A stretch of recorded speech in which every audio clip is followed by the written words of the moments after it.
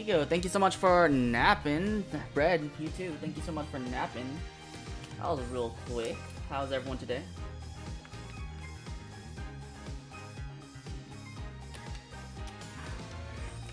I'm gonna be right back for a quick second. I need to get more water.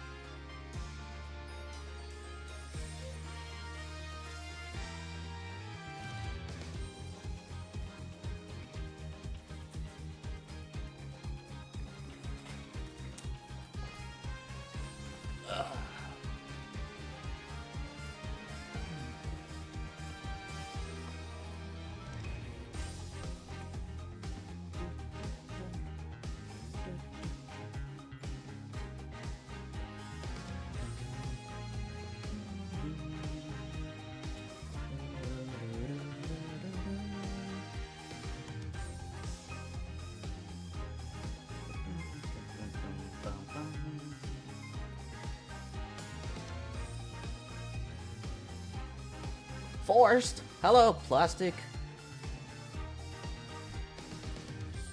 You know, I should put in the first, second, third readings. I'm helping. Thank you all so much for contributing to the freaking Speak Korean for the rest of the whole stream.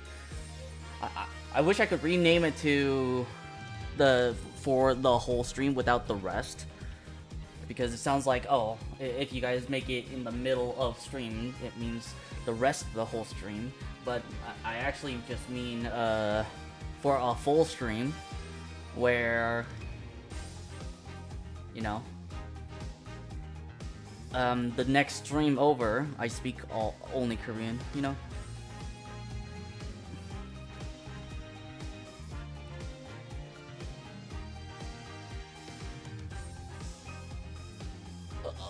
Oh, that was... I saw Plastic's Mew almost catch that with the bomb. That was funny. Alright. I'm gonna wait for the ad break to start and end, and then we're gonna go... How Nightbot got that, I don't know. It's my favorite command.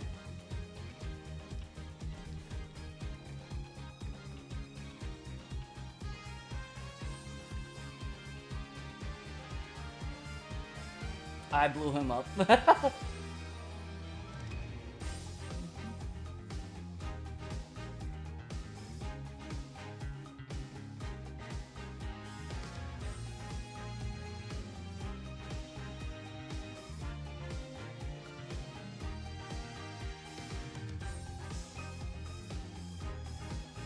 Oh, my bomb back.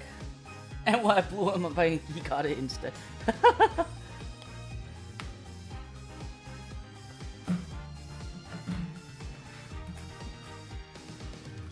Alright.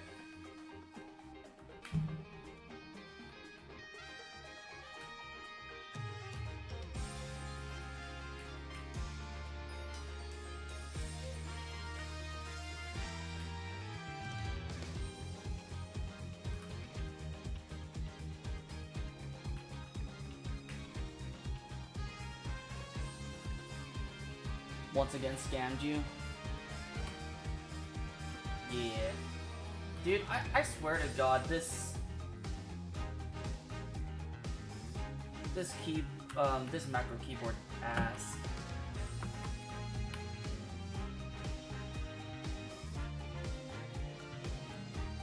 Alright, let's get started. Do I have to, like, shoot? Is the thing broken? Doesn't look like it. Hold on. Also, hello Seaweed! Thank you so much for the daily naps. Oh no! One of the prongs broke. It looks like. Oh fuck.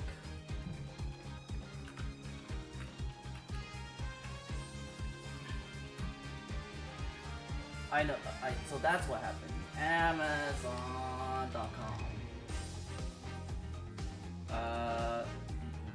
Micro USB cable. I think it's micro USB. No, not micro USB. What is this? What kind of cable is this?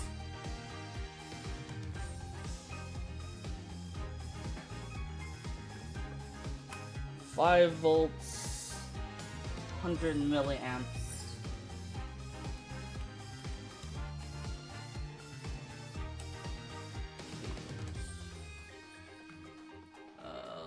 I'm trying to see what kind of cable. It's kind of like a USB cable, but it's like, oh shoot, it's one of the older types of cables. It's not a micro USB. It's not a USB-C.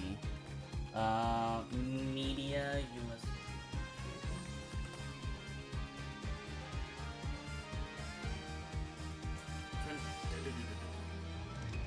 I think it's this one. Hold on, let me look at it again. Yeah, it's this one. I need. It's a mini USB cable, and I want. Okay, wait. Mini USB cable. I need like a 6-foot one.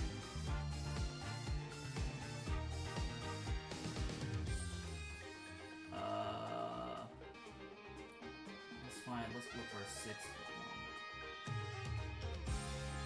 Not a 2-pack. I just want a single pack. It's a mini B. Yeah, mini B5 cable.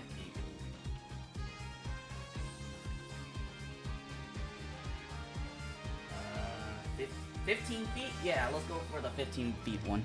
No, I found it. Chat. Don't worry. It just looks like the prong. Yeah, a mini USB cable. It's old, but I need one of those because one of the prongs, it seems, broke off, and that's why my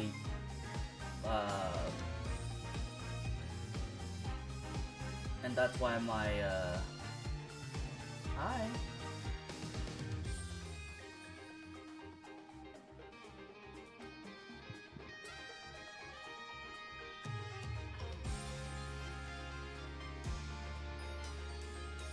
View or edit order. Did I pay with the right card?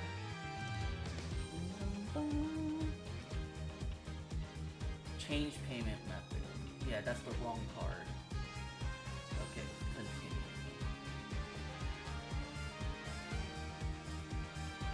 Alright, I have a couple of those, I think, because I have wire trash heap jar with a whole bunch of different wires. Oh, same. Alright. I've got what I wanted. The thing will be fixed soon, I guess. I don't know when it'll come.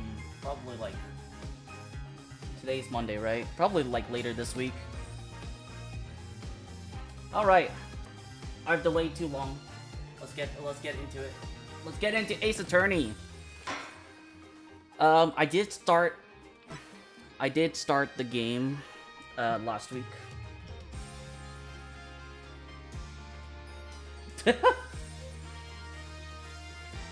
What the heck is that? Alright. Let's get into it, chat. A severe case of poisoning. Last we left off, we went into the house where the murder happened, and we're checking out the area. All right, let's do some forensic science, I think. Okay.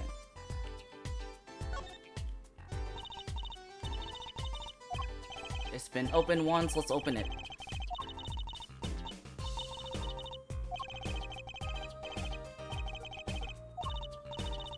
Oh, okay. We can present this to her. Yes, oh, that's a bright red envelope. Of Of course there's a bright red envelope. My lips are sealed? What? You know what's inside the envelope? You read the envelope? I would have steamed it open. Huh. Know that I have a powerful weapon on my side? What kind of weapon? The use of tools. Highly specialized tools for information gathering. Oh. Also, Apollo Justice is lagging for some reason. Is there a PC config? No. Well, let's turn off vertical sync. Maybe that'll fix it. They say a little praise can open big doors. I bet she opened it and closed it back up again. No, she did. She said that she would have, if you could help us with that tool you were mentioning. Hey, you want to know about my tool, do you? It's called an X-ray analyzer. Oh, nice. Okay, I guess not. It's still kind of...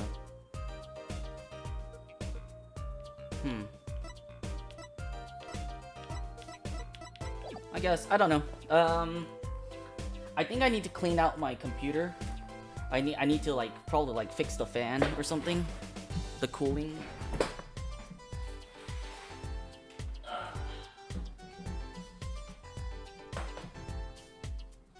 Oh yeah, it's dusty.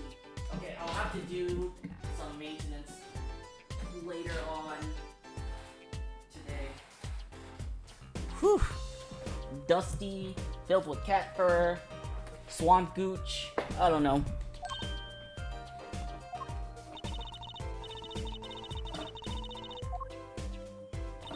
Something... It lets you see inside things, like envelopes. I think I need to do the same here. Yeah, don't forget to do some maintenance once in a while to your computers. Not really sure how it works scientifically. Oh, yeah, she's gonna let us try it out.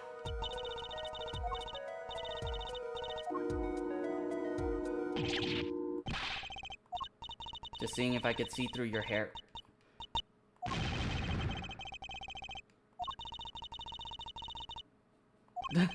She used the X-ray machine on Apollo? I got stuck in my parents' car? Holy shit, what happened? I have a lottery ticket.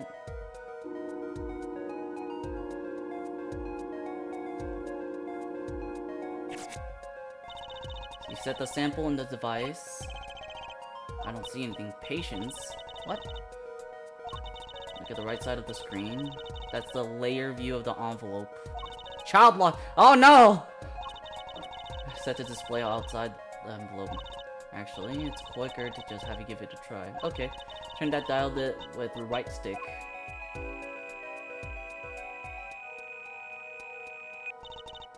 That's right. That's how you choose what depth you want to scan. Oh, shit. It's a child lock. Just unlock it from the front seat. You can read the letters on the ticket inside. Oh, that's cool. Just turn the dial a little bit more. You have to understand that a sheet of paper isn't really flat at all. Oh. When you zoom in that much, you see that the paper is like a bunch of hills and valleys. This X-ray device uses a beam with a wavelength of only 0.05 microns. It breaks cards down into thin layers so it can only show what's written on that layer. Okay. We go on to step 2. Try rubbing the image a bit, if you would. Rubbing.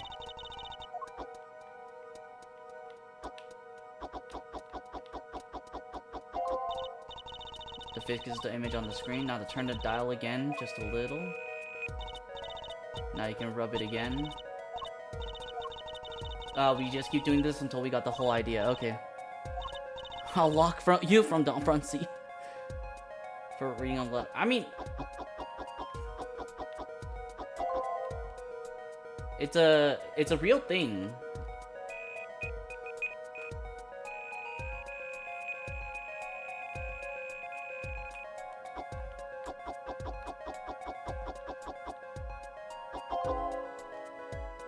it says big winner. Nice.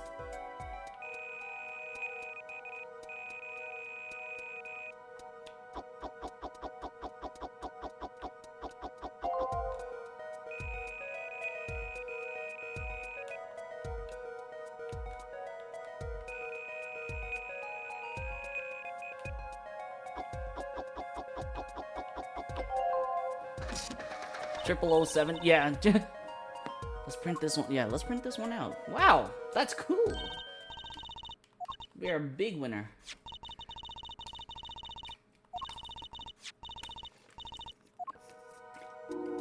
All right, let's scan.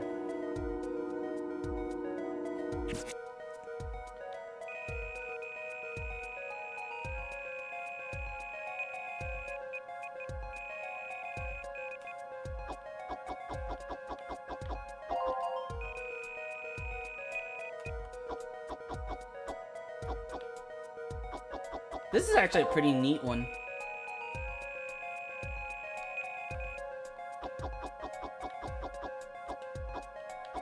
Mr. Drew Misham.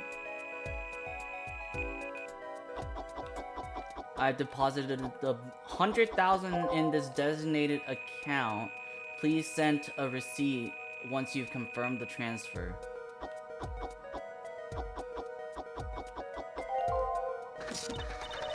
Ah. That's pretty cool.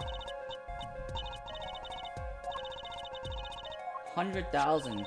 Also, it says his name is Drew Misham. It sounds like Misham, so I think this guy's a forger. If you're going to read someone's mail, you might as well read it all. The second page.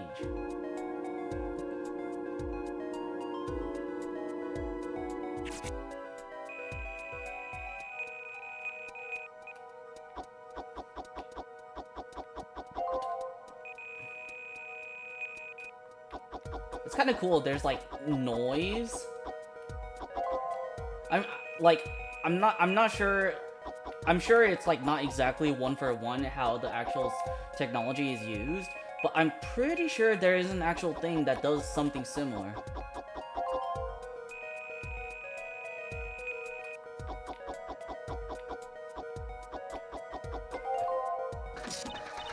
Within 3 days, I need not remind you to speak of this to no one. Interesting. Payment for one of his... I like it too, at least more than the fingerprint dust. I kind of like the fingerprint dust one. The only one in here. 7 years old, right? Some special significance to him? Well, indeed. I feel like... Wait, let me look at this.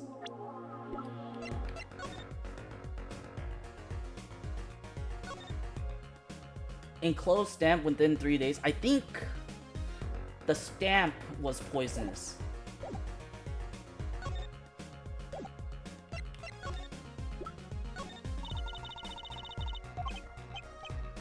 Oh, okay, fine.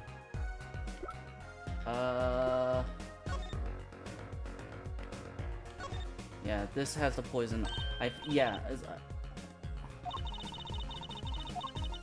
The Blue Mountain. No. This stain is probably the poison. About this mug, there's a pale blue residue on the rim. It's just a rumor, but I've heard there's this kind of coffee called Blue. No, it's not Blue Mountain. Okay, you got me. That's left over from my testing spray. Huh. Hold on, let me see if, like, there's a reason why my whole computer is just, like... Okay, Firefox is the biggest issue. So, you know what? Let's delete most of the tabs. Maybe that'll help it out. It's not a hobby. This spray, that's what it turns blue when it touches poison. Chrome behind the scenes. I'm not even using Chrome. It's Firefox. And it's not the CPU that's it's eating up, it's eating the memory. It's using up 50% of the memory, and I don't understand why it's not using 100% of the memory. Why is it capping at the 50% of the memory? Also, hello somebody, how you doing? Task managers, capping at 50% memory. It is like one of my memory cards, busted.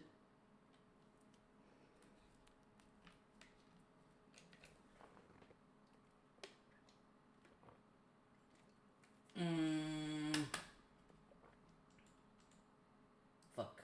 Fucking Microsoft, I hate.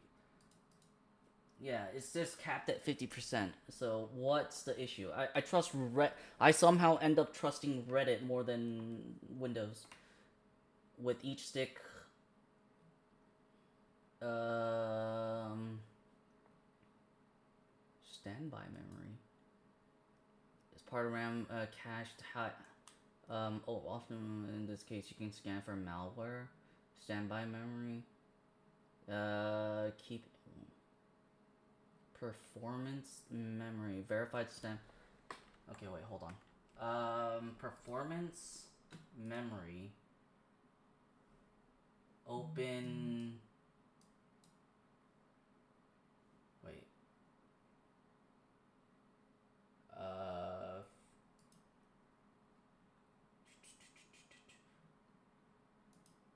Details. Performance memory. Summary view. No. Don't hide me the graph. Resource monitor. Because like for some reason my memory is just standby. Yeah, standby memory. Why is standby memory? You might think, how do I fix install RAM map? Standby. Okay, so apparently, my standby memory is like half the consumption, like half the whole thing. So, how do I empty standby list?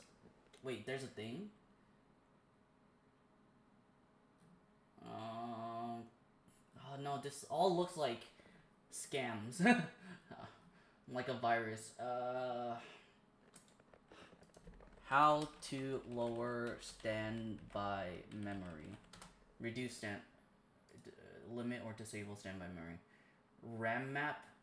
Microsoft Agent is saying use RAM map, but like, is that really is that? Okay, I guess RAM map is reputable. RAM map. Oh, it is. Oh, it's a Microsoft. It's a Microsoft tool, so I guess it'll work. Extract all.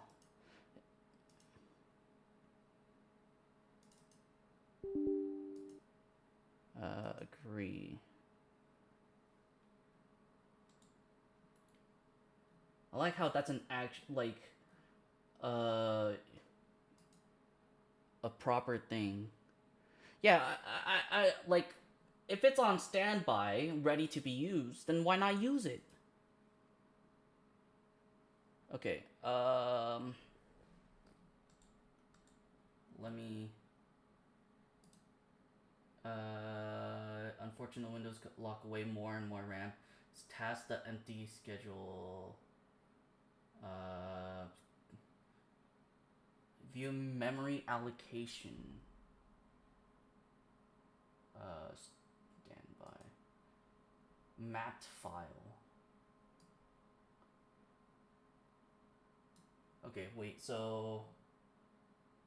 Ready but not in use.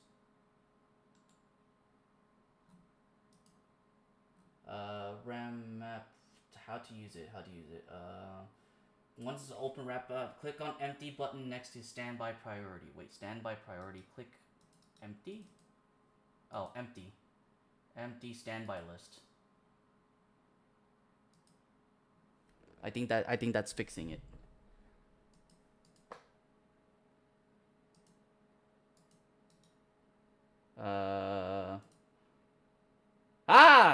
wow, we have 0 standby and we have now 15 free, like 15,000 free. Holy shit.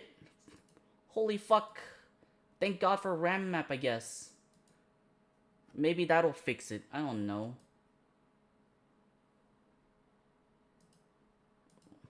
Let me check resource monitor. Like, they increased the standby. Like, I guess I'll have to, like, increasingly... I don't know. I mean, I emptied the standby file. It keeps... Like, I guess it keeps... Oh, did that... Okay, there we go. I just erased the list for, the standby memory. So, maybe that'll help.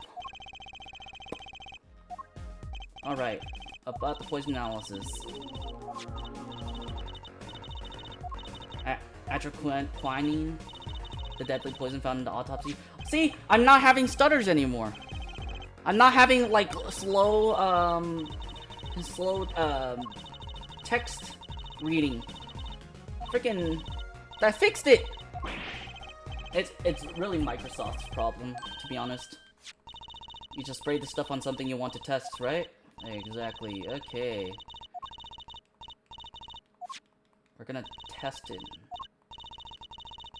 Everything is suspicious? What about the letter? She was seeing...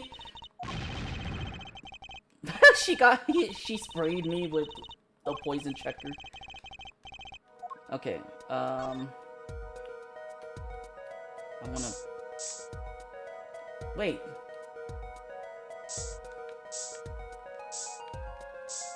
Huh.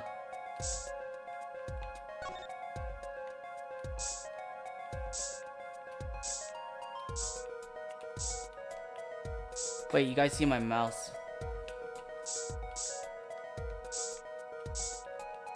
Okay, well...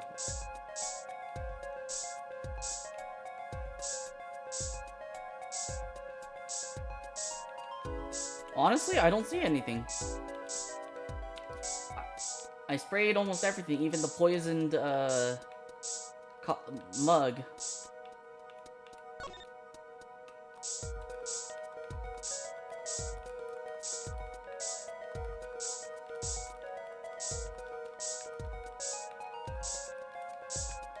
I don't know of anything that will use this. That will have the poison. The paint?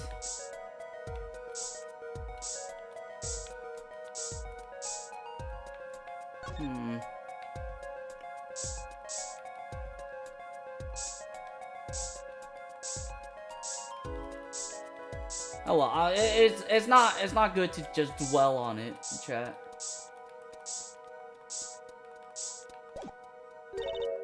No reaction. Okay.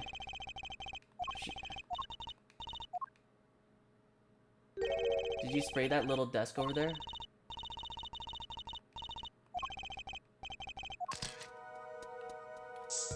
Aha! I knew it! I knew it, chat! It was the stamp! Inside of that cute little frame. Look!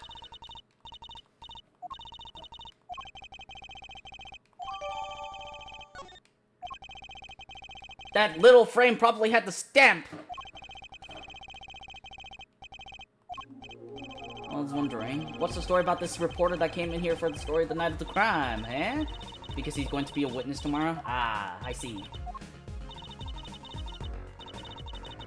What was his name? Spark Brushel. Let's go stop, baby.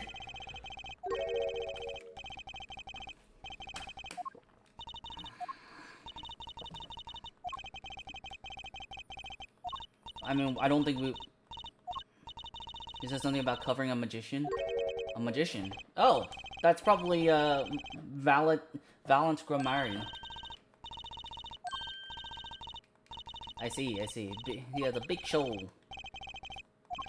You know, I think we'll have a good time. We'll go speak to, Spark Brushel today, probably. Okay, is there anything else?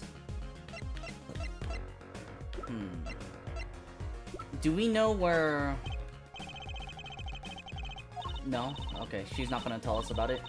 I wanted to ask her where the stamp disappeared to.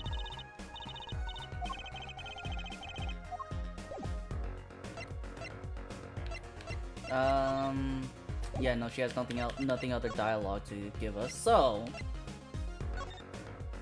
Wait! Before that, I wanna see if... Oh shoot, I didn't mean to go here. I wanna go to Vera, if she's here. I wanna ask her about the little frame. Yes, I want to talk to Vera Mission. I'm driving to Turkey to get in... Medical office? She's just lying down, said she didn't feel so good. Oh no. We'll have to come back! No! Oh well. So, what do you... Showed a lot of my attorney's badge before, he says. I personally didn't. I didn't have any of those inclinations. You'll get hit by a car in traffic? Oh my god. Upon my stage, I'll pen seek to commit its memories to paper. Every single time. Brushel. Do you remember Brushel? That cloying smell of mint when he smiles, yes. Oh, do you know him?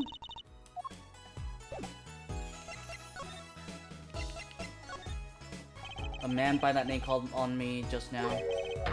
Balanced vision is always toward tomorrow. Balanced feet step always forward. That is all. Okay. Interesting.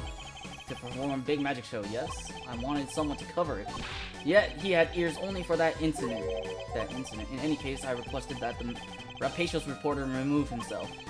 Fairy has died. What of it? It is but a footnote in the footlights compared to the magic of Grimari.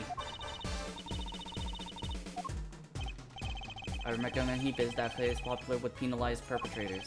Oh. He's a rude individual. Might I see that card? He would tear apart my respectability, I will tear apart him! Oh. Is he going to fix the card? He's gonna make it disappear? It's not more miraculous for it to stay ripped. Why are you so mad about it? I think he's hiding something, chat. I think he's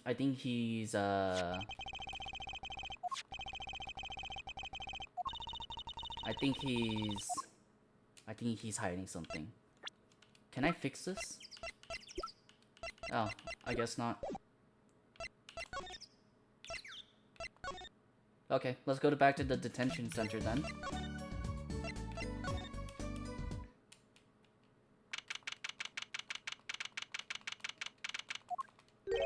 I think I hear what you're saying. We're all doing it for the money, end quote. Looks like someone's already meeting here. Oh, that reporter. What does... I don't like his smile. I don't like his smile. I don't like him. What is that? I have no idea. Do I know you? Of course I know you. Stares down witnesses on stand till they spill beans. End quote. I hate journalists. I hate these kinds of journalists. They write what they want people to hear and not write the truth. It's so much bullshit. Oh yeah, Trucy Wright hates carrying a bag. Puts everything she owns in her panties. End quote. What a disgusting bastard. Just hold on to your breeches there. I'll wrap up this interview in a jiffy. I think I know what's going on here. Guarding rooms is my life. What else could I possibly need? End quote. He makes people who write on their arms look bad. I don't want to deal with him. Ooh wee! I'm Mr. Poopy Butthole! Yeah, you look like a fucking poopy butthole. Look at that. You're actually the turd pushing out from the fucking butt hairs of an asshole.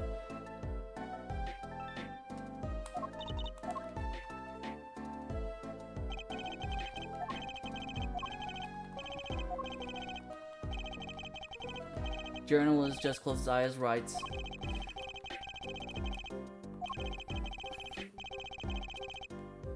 No, I don't think he's the accused. I think I know... I think I know who the bad person is, and unfortunately, it's not Brushel.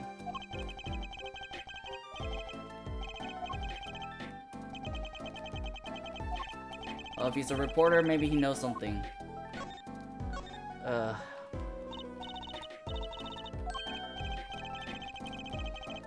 Well, that reminds me of the, like, first case? Yeah, the first case where... Wait, was it the first case? The second case.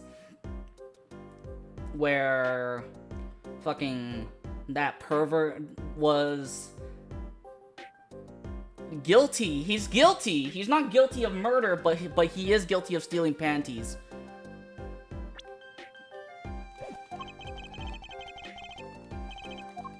I hate people who just says end quote. That's not how you use quotations.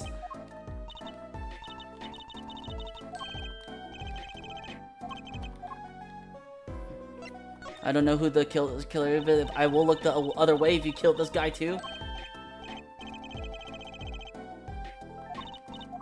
I may look calm and collected, but I'm busy, real busy, always on the road. Journalist always buys one-way ticket and never looks back. End quote. That's not how you end quote. That's not how you quote. I'm pissed off. I'm so pissed off. I'm pissed off about his pen. I have that pen. I have that kind of pen. Fuck you. Fuck you. Why do you have that kind of pen? You don't deserve that pen. Turn in your pen, please.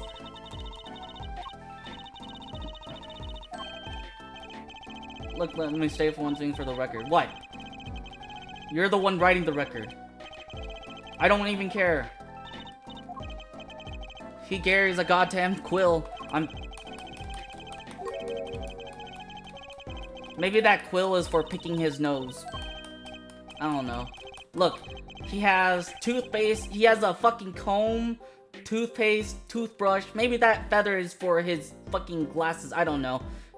Maybe that's for his fucking, that's for his, it's his floss quill. I don't know.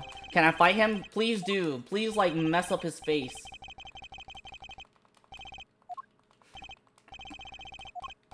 But since you're here, might as well tell you a tidbit of news I saw, just for the heck of it. Sure! You know what? Sure. I remember like it was yesterday. I'd seen a movie on a trip and wandered on into this burger place with Meiji catch up when an article in the tabloid caught my eye. Famous oil painting stolen from art dealer's gallery. An oil painting happens every day, but I thought I'd seen that painting somewhere before. A painting of a giant peach floating down a river. Oh! Journalists can speak better than burgers. I see. You're talking about this one. I know what you're going to say. Brushel, take this, write brilliant column. No! Wait, what did he say? I write brilliant columns about one thing, and that's food. Ooh. Okay, what about the other one? Oh, I guess not. I can... Luckily, in the fourth game, we can skip.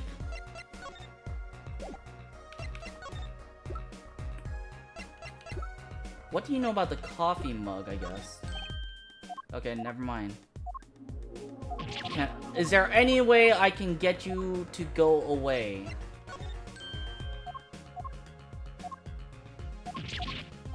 I hate this man. I wanna kick him out. Can we frame him?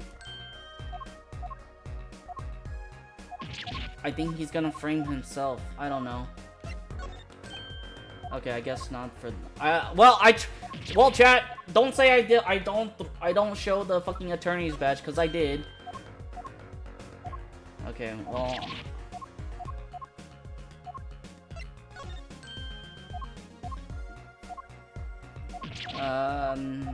Please, I want to skip. Okay.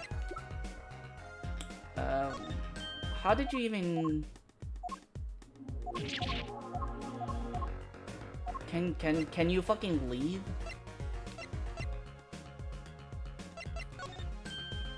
I guess not.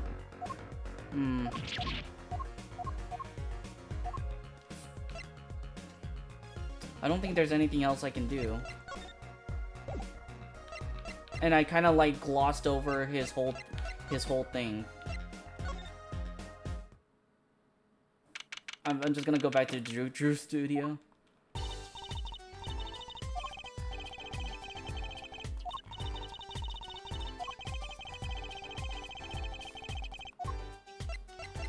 Wait, is there more? Okay. This painting came from behind that dresser. Yeah, it was stolen. Yes.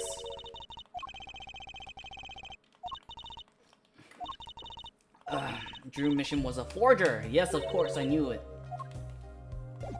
Talk to us about the forgeries. So what exactly... I mean, we already know what forgers are.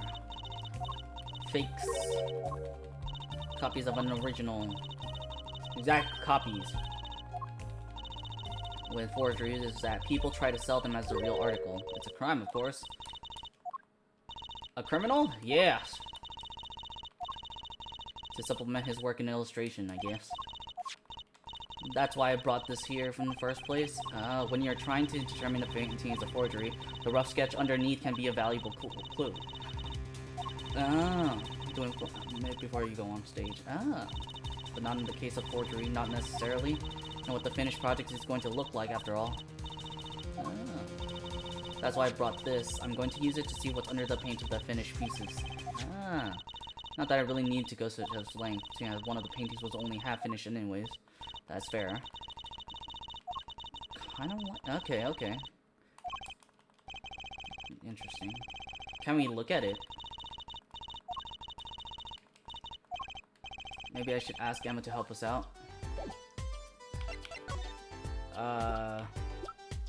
Wait, this is faster. This way. I kind of wanted to see the rough sketch under this painting. Yeah, let's look at... Just this... I don't know. I think Emma's guy looking like this in this game kind of looks ugly. Let's look at all of them.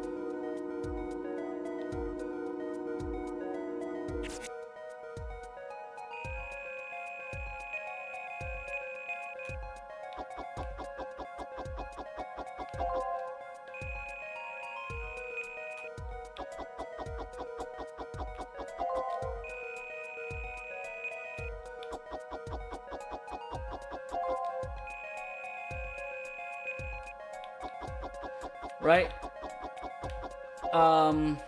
Shit, I immediately forgot what I was about to say. Wait a second, this is a bit different, chat.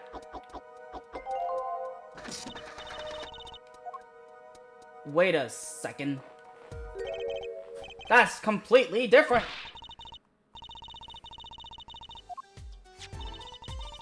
Huh.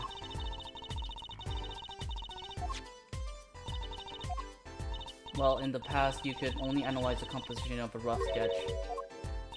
In other words, traces of charcoal between paint and canvas. So you could tell if there had been a rough sketch, but not what it looked like. Oh. It wouldn't matter what was underneath this finished painting. Some pros would actually paint out a rough sketch entirely, then do a completely new painting on top of that. Let's see what's on him.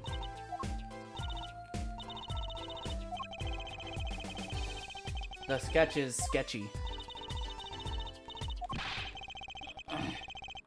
Yeah, let's look at the other paintings, chat. Yes, I do like the other detective work. Sue me. I'm a big fan. Also, chat, it looks so much better. It works so much better now. I'm not lagging as much. Like, holy shit.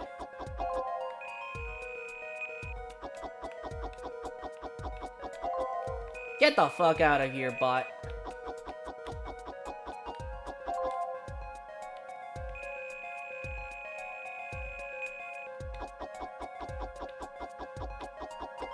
What is this? Oh, that's the ramen. Wait, that's the ramen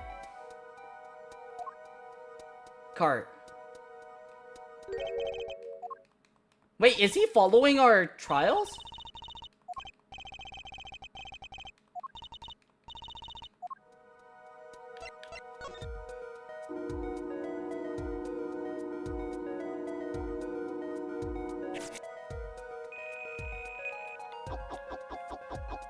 The last one should be the magician one then. The music one.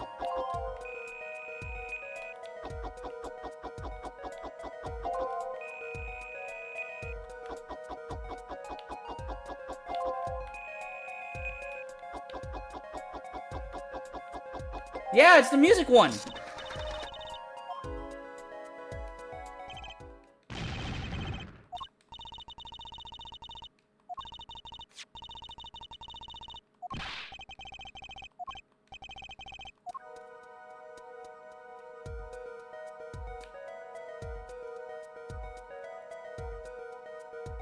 Dude, I just got shivers. They're the cases that we've taken.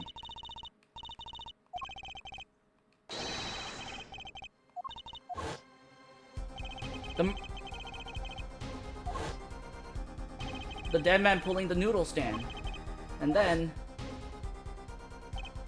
the events that transpired during the Gaviners concert. Holy shit.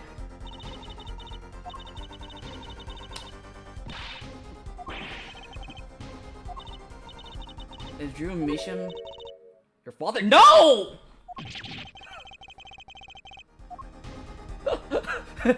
Is he your father? No! What the fuck? Where did you get that conclusion?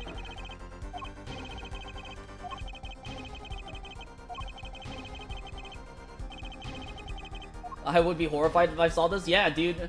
Like this. I know this is a video game, but like, holy crap! I just had shivers. I just had cold shivers just come from that. Already saved. Oh my god.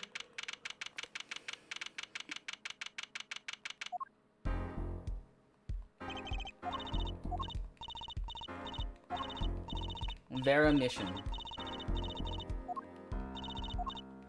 We're on your side. You can tell us anything.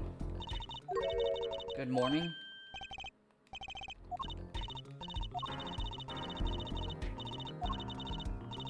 Man, Trucy is being very misogynistic. She's telling the girl, "You're very pretty. You should smile more." That's like the one thing that girls hate, like the ladies hate. It's like, man, you're very pretty. You should smile more. It's like, bruh, don't tell her what to do.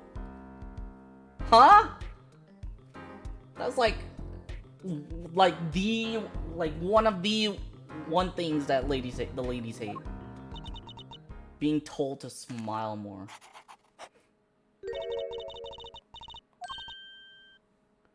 I'll frown as much as I want to, exactly.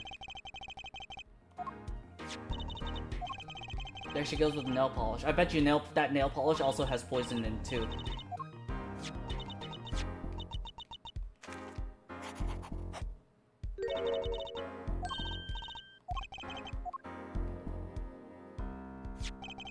The victim Drew Misham was a forger, yeah. And a stolen painting was found in his studio. A life of crime, really?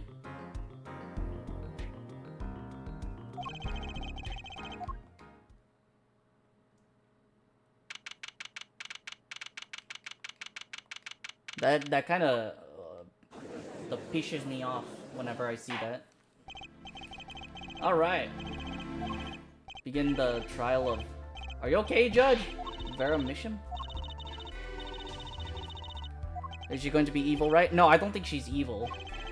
of today's trial will most likely be felt for a long time, and may indeed alter our legal system forever. Today is a test of the juris system. Right, I forgot. It's the juris system today. You know what? I'm gonna ping my friend Warlink to let him know that I'm playing Apollo.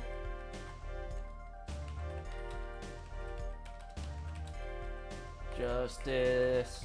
The trial with the juris system is on. Oh no, I have a friend who's a big fan of the Apollo Justice, like the Ace Attorney series. So, I'm messaging him that it's time. So the jurists will function like a jury. It is hoped their inclusion will help the courts to better reflect the people's will. What's the juris system? Basically, it's a jury. Except that it's weirder. Why aren't there any jurists in the courtroom?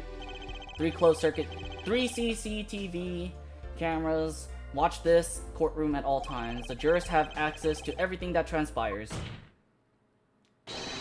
Jurists, judge well and judge cool. I was going to say that. My apologies, Judge.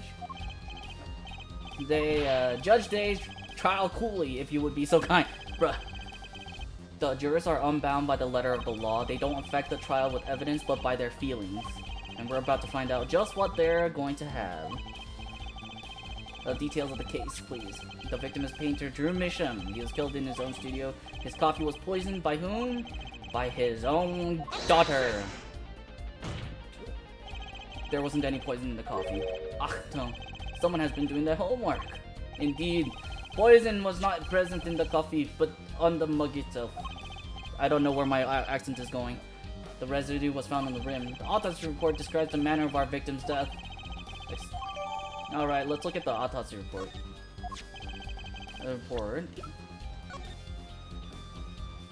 It just says 9:30 p.m. atroquinine poisoning. Okay. Whoops. The victim's death was caused by atroquinine poisoning. Chemical compound that does not occur naturally. Are just watching a stream. They are. Is a touch of the Reaper's side. Very well, Prosecutor Gavin. You may present your witness. A simple man for a simple case. A man who witnessed the murder in its entirety. The journalist. We're gonna deal with the journalist again, chat. Oh, sorry. I woke up my cat.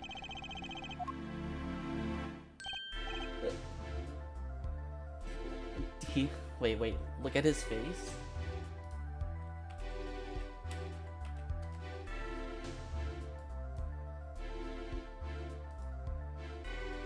Hold on.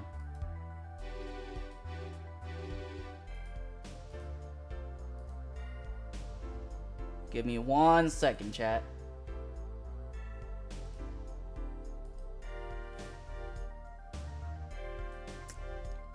The resemblance is uncanny.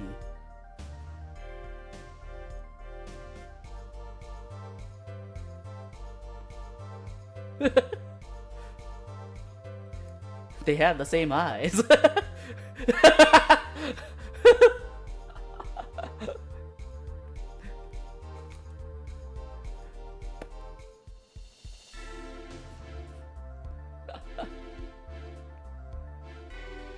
Oh man, sorry.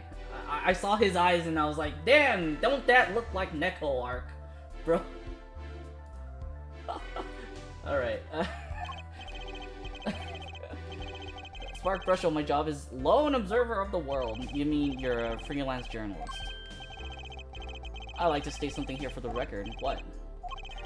I dislike conclusions, especially the aspect of jumping to conclusions. As the man jumping to conclusions. Preconceptions make park sandbox of endless desert wait. End quote. You said so yourselves. Understand, I stand before you as with a man with a dream. I'm offering you my testimony in exchange for exclusive rights to the story. No! No.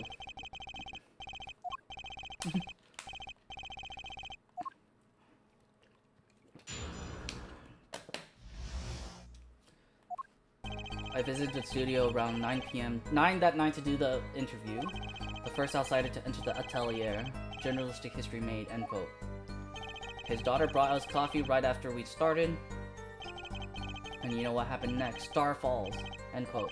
No one else entered this room besides her the whole time. Alright, I believe the Juris system... unfortunately has, like, is really finicky. And I hate it. Why does a reporter dislike conclusions? Yeah, exactly. Unless you were the one who poisoned him. What are you saying, Judge? You know, I mind you, the cameras are rolling today. I felt the need to be a bit dramatic. You didn't do it, did you? Me doing a thing like that? Come on, that's like newsmaker making the news, end quote. Or even contemporary witch hunt, end quote. I know, wild accusations rock courtroom, end quote. Rock indeed. He's guilty, I don't care about the evidence, exactly. No, well, let's do our due process. That was funny, though. Apparently, like, if I cross-examine him wrong, the jury basically gives him gives Vera a guilty verdict. The first outsider to enter the atelier during his daughter brought us coffee right after we started, and you know what happened next. Star falls, end quote. Please. He's guilty of crimes against nature. Send money over. You don't know? That's like a journalism code word. An important personage passes away as star falls, get it? I wouldn't think stars would fall, really. Yeah. Oh boy, this is good stuff, good stuff. How about star breaks? Nah, lacks punch. I know, star dies. Nah, lacks imagination. Of course, you could go with Drew dies. Straight to the point. I like it.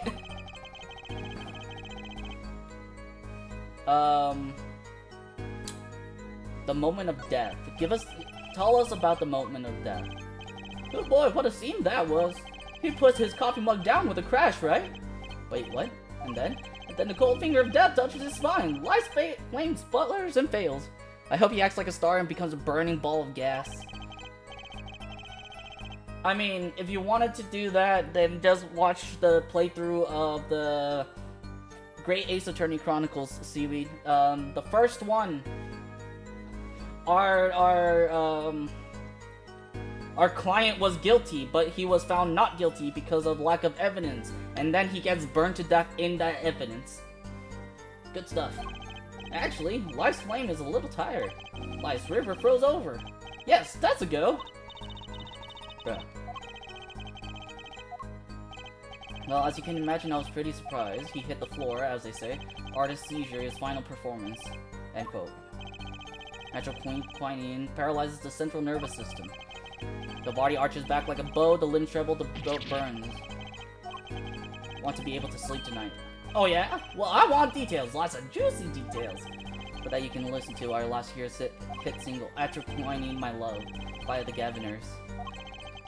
Bruh, what? How'd you find that testimony?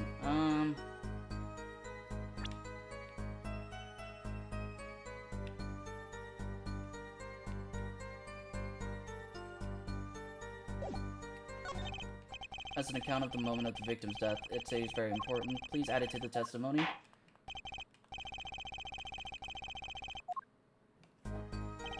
Those spasm, that was definitely death by poison. How do you know it was definitely?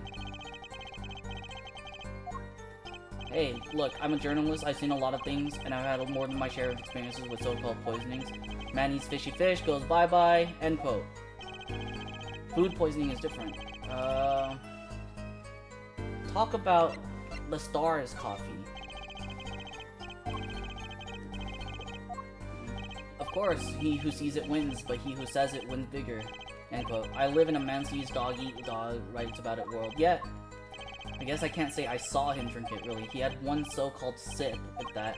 Man puts lip to mug, drinks, end quote. That poison quite virulent. Did a so-called somersault, since I'd gulped down that coffee without so much as a second glance at it. Hey, maybe something's there. Something kind of so-called trick. Anyone want to venture a guess? For the record.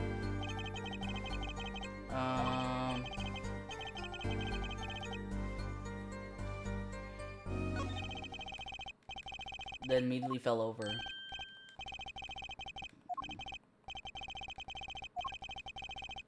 Please add it to the... I wish they actually added to the testimony instead of replacing it. Okay.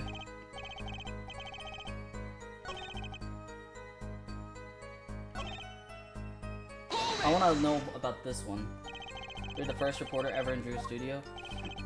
Posterity will look at a turning point in journalistic history, a basically insignificant step for all mankind. No one cares. No one on the outside ever had access to the studio. Then it would circumstance the reason the deed was done by an insider. So how did this epoch-making interview go? Okay, nothing important about that. Besides her the whole time.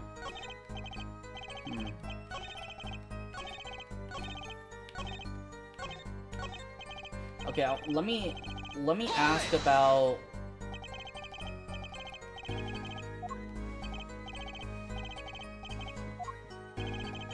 Drank the coffee and fell over immediately. Should I get him to talk about something else? I want to ask him about Brussels coffee. Of course, when someone serves you coffee, you drink it.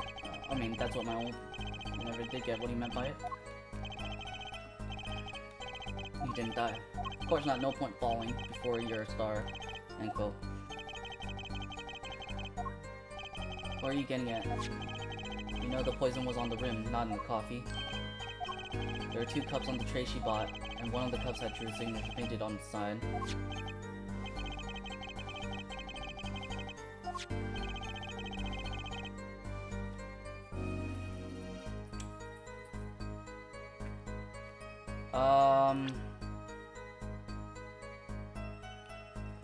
I don't know what he's gonna put.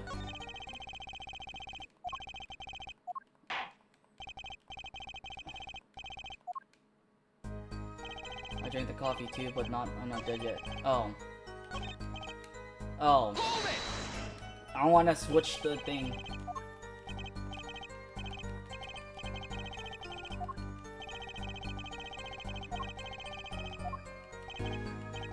Drink your coffee when it's hot, never when it's not. The whole boss used to tell you that. I hate his face. I'm like, let's go back to the Stars coffee.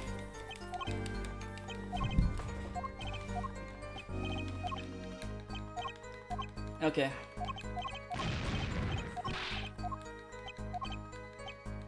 Yes, very important. He's such an eyesore. I know, I want to get it over with... Okay.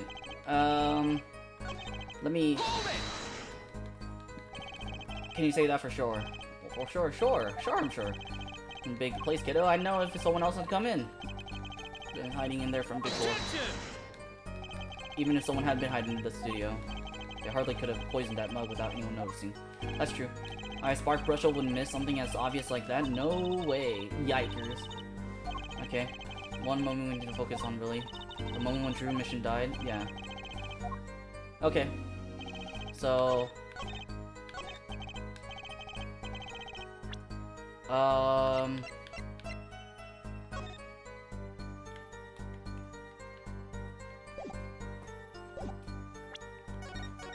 gonna save real quick. I feel like I should put the mug, because it's not the coffee. It's not the coffee that was poisoned. Objection! You know what I have a problem with? A particular property of the poison used, the atroquinine.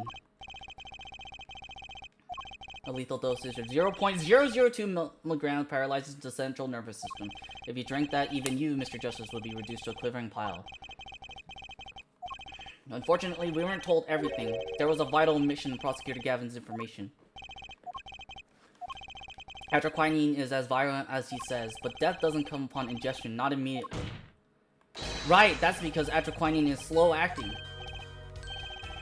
Whoa, what? According to one forensic scientist, it's one of the most virulent poisons, but is absorbed into the body astonishingly slowly. It takes at least 15 minutes from the time of ingestion for adverse effects to show. If we suppose that the moment Mr. Mission sipped the coffee when he sealed his fate, then he would still have had time to left to enjoy his last cup of Joe. Holy shit, the painting part of it is ugly. Lahaz, thank you so much for napping. I appreciate it. That contradicts the entire testimony. Exactly. Slow acting. It was viral, alright. Even then, it had already begun digging his claw into the journalist. He's working on himself. It's Brushel, yeah? At Brushel. Let's take a trip back down memory lane. Did the victim really die the instant he took a sip? Think it over. This is vital. Okay. A not-so-subliminal suggestion. End quote. Ah! My sleep schedule is getting worse and worse. No, I'm sorry to hear that, Lahad. I admit it does cause a problem if he died when you say he died. I would be forced to say off Vida to my simple case. And you would be forced to say farewell to your article. Come again? You can't write the story based on conjecture, can you? And as the case drags on, other reporters will pick up the scent. And you'll be forced to kiss your exclusive scoop goodbye. Scoop. Scoop. Ah! Ah! Ah!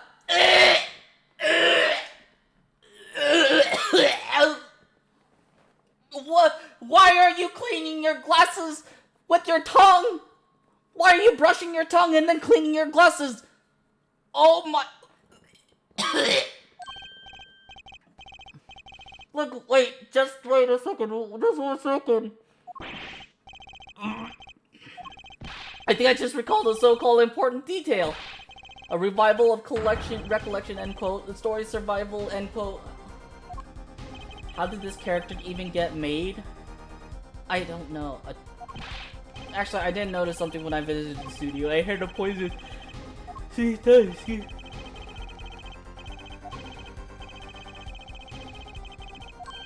You bet I am. An antidote for a poisonous contradiction. I still have no idea what you're talking about. Come on. But only after an in-depth interview. See, thanks to my journalism skills, I know who poisoned that coffee. That sounds so bullshit. As far as I can tell, the witness is standing by his testimony that Mr. Mission died the instant after he drank. Of course, I'm standing by my testimony, and my dream of exclusive rights to this story. It's from a crappy ad. Ugh, I suppose it was too much to hope for. Of course he wouldn't choose a simple case. Not him. Phoenix Wright. Who else? Achtung. Herr Brushel, report for us if you would. What is it that you noticed? The court to no room for doubt is permissible. Please testify. Alright. What did you notice? When I arrived at the studio, Mr. Mission was at his desk. He seemed to be writing a letter, but he quickly sealed the envelope. I thought nothing of it at the time, of course. Now that I think about it, what if he was writing a suicide note? You know what? I'll take it. He was writing a suicide note that takes Vera Mission off the hook. The end.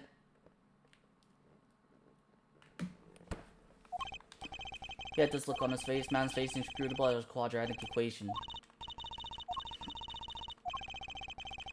In the middle of an interview. Alright. I don't think it is, but... let's save real quick. We gotta find a way to frame him, though. I wish, man, but I don't think he's evil. He seemed to be writing a letter, but he quickly sealed the envelope. How did he quickly seal it? Put the letter away when he saw you. That's my secret. Okay, I don't know. It's the night of the interview. I arrive 15 minutes ahead of schedule. The handle turns, the door opens, and I barge in. Is that unlawful entry? Mr. Silverson to think so. You should have seen him. He crammed his letter into that yellow envelope as fast as he could. I know a secret when I spot one, and that was one. Well, Mr. Justice, yes. It's important. Add to the fucking testimony. Yellow envelope. It was a yellow envelope. I heard it was left at this crime scene. Yellow envelope? At the crime scene? Objection! But we only see a red envelope. in a red envelope. What? Oh my god. Was a yellow envelope found at the scene of the crime? Unfortunately, no, but head for head. It's easy to mistake the color of an envelope. Not this one, I guess, but not this envelope. You see, it was postmarked already, 7 years ago. I can explain that. Drew, right, he wanted to get that letter in an envelope pronto. Get it out of sight of my beady eyes, right? So he grabbed the nearest envelope and crammed away. Well, have you anything to say to the witness claim? The victim put a letter he'd written in a red envelope. It's impossible. Ah, I like your expression. So full of confidence. It's simple, really. We X-rayed it. As just the defense team investigated the contents of this envelope with the assistance of a forensic scientist. What? Note that this letter is addressed to Drew Misham. Oh? Why would he address a letter to himself? Let alone set a suicide note to himself. I've been scooped!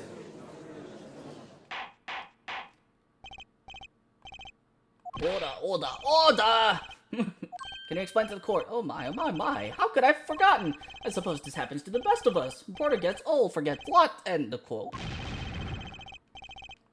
Well, that's the thing. See, after he put his letter in that envelope, Mr. Misham sat then searching his dress drawer for something. For what? A stamp. A still-called postage stamp. Oh. Well, to mail his letter. What else? And then, why yes, I think I saw him put it in his letterbox. There's a yellow envelope, and he put it in that box. Can we see that yellow? No, it does have importance. Star writes suicide note in front of reporter falls. No, but this is important. It makes me wonder about the contents of that red envelope.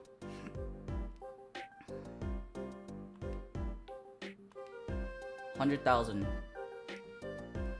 Sign the papers and send in the enclosed envelope with enclosed stamp.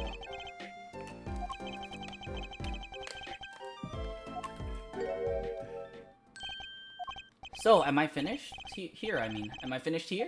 I was thinking of, you know, going home to start writing.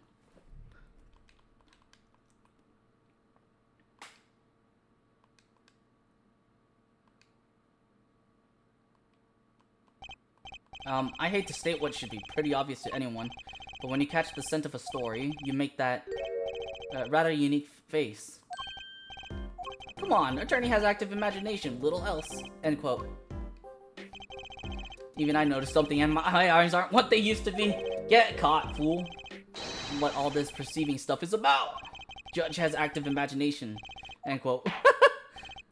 Please continue with your testimony. Tell us about the scent of a story. I'm the one asking the questions here, usually.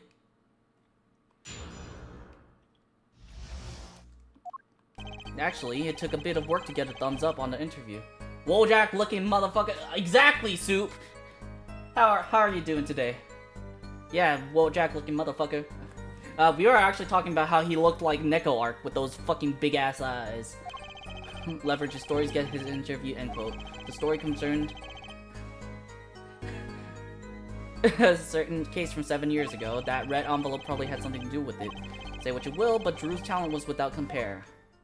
Drew's talent of framing, forgery. Well, yes. I mean, no. It wasn't exactly black. I mean, I'm not, Look, this is my story, my tidbit. Journalist info is livelihood, end quote. While you have me chatting away in here, what's going on out there? What if some Wally Wordsworth or Sally Scooper gets wind of my story? Or you know, Lotta Hart. They could be going to press while I'm going to waste. Yeah, probably Lotta Hart is like chomping at the bit right now.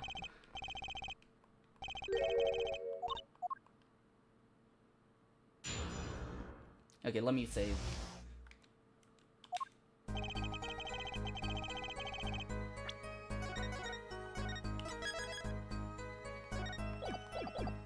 Okay, reporter leverage story gets his interview. Okay, I might perceive on this one. Or this one. What story might you be talking about? Let me state one thing, Mr. Attorney, and you can quote me on this. I can't talk about that case. It's about journalistic pride and staunchness and credibility and connections. Oh.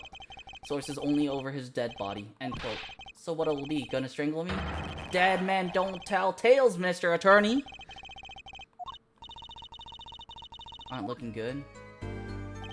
That probably had something to do with it.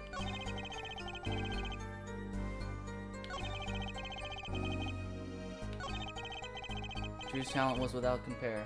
Hey, Isaiah! Just how amazing was Mr. Mish's talent. Ooh, wee boy. I mean, hey, he's a star, man. Star. Floats his brush like a great undulating river across canvas. Light up studio like sun, end quote.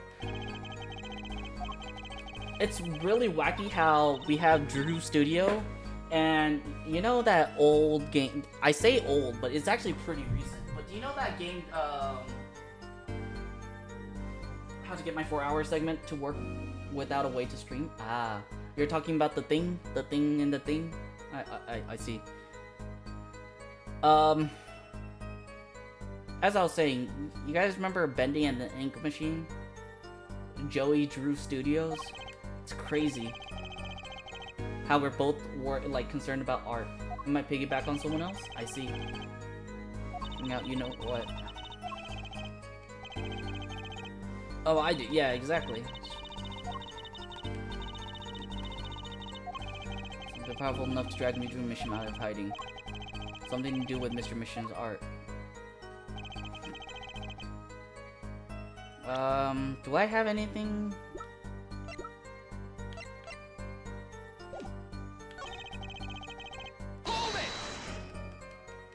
Exactly what sort of story was this? A little one, like I said, nothing more, nothing less, nothing in between. End quote. So I had to lead on if I didn't threaten or cajole or nothing, honest.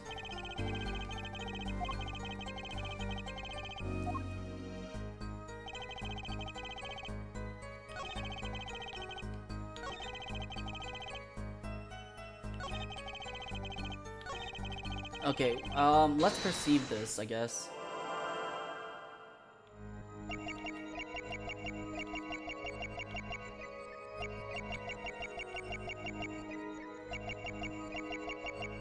What about maybe his thing? Let's see the.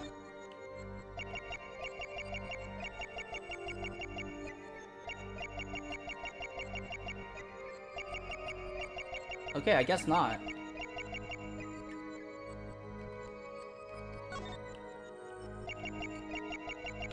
Does he gulp?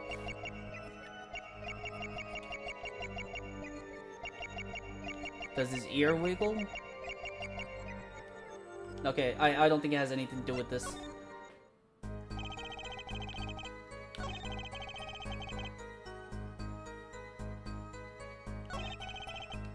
I'm gonna save real quick.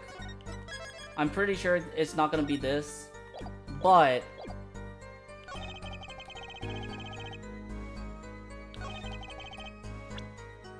does it have to do with? Objection! No, it's not.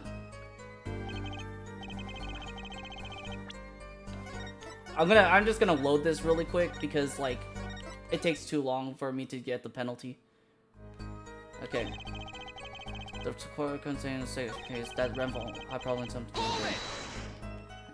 I feel bad for saves coming like that. Makes you think the two are related. I was just saying it's possible. Call it reporter's intuition, end quote. I say a lot of things. You're going to pick on all of them apart? Be my guest. Okay.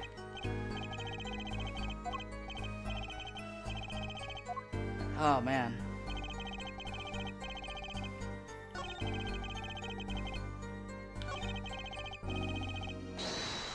Let's look at this.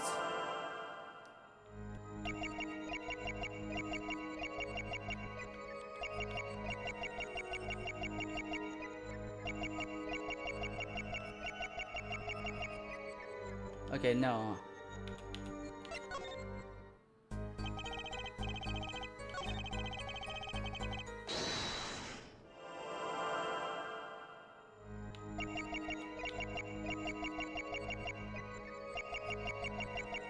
probably have...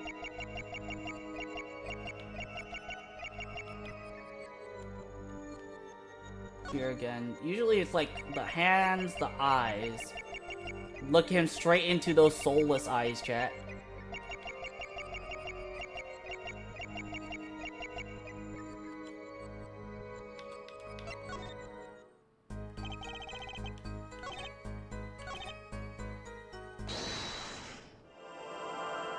Does his eye twitch?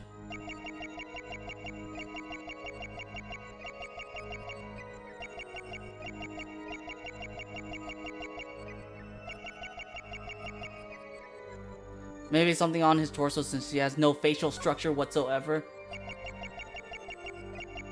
Does he like gulp?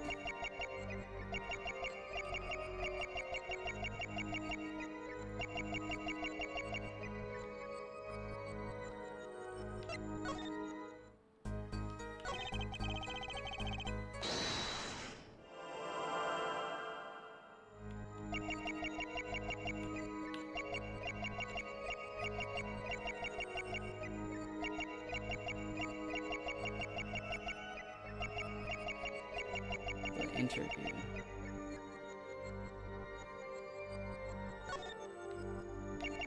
Who knows? It could be. It could. They might have used it again.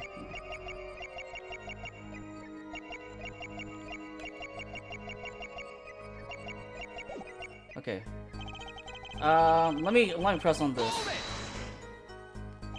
The victim Drew Misham had an aversion to reporters. Boy, I guess not even my considerable charm did much for him until I finally got my thumbs up. That is.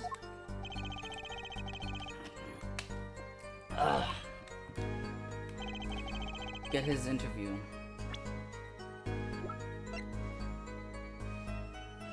Does it have something to do with... Objection! Man, you know what? I'll go through this. I'll go through this penalty by myself.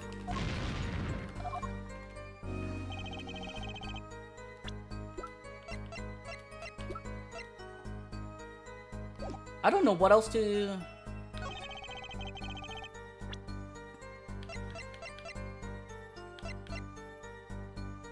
Concerning a certain case from 7 years ago.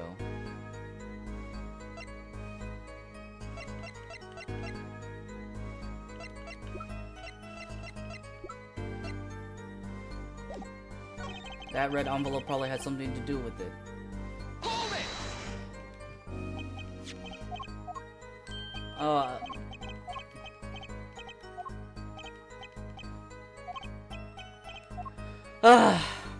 I don't know.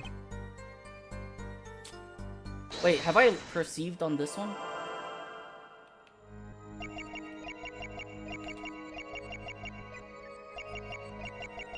Yeah, it probably doesn't. Okay. Oh, I didn't mean to.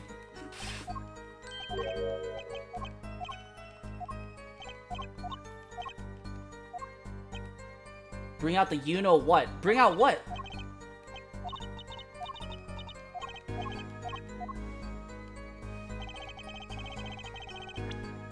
This? Can we open this?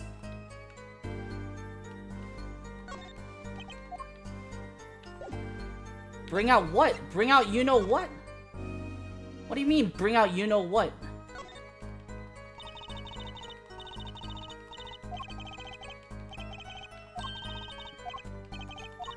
Why write your name on the front and back of the card? Why not use the space on the back for a self-portrait or a caricature? Remember what you look like too. That's not a bad idea. Actually, here, give me one of your cards, Apollo.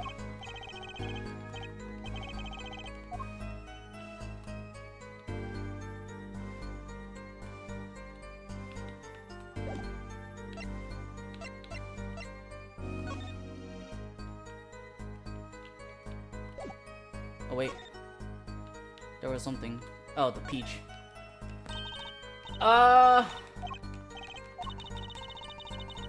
Old woman's doing the wash in the river.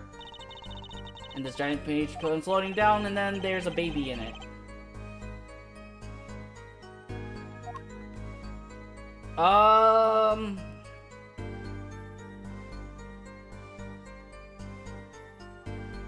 Bro, I don't know what I'm supposed to be presenting.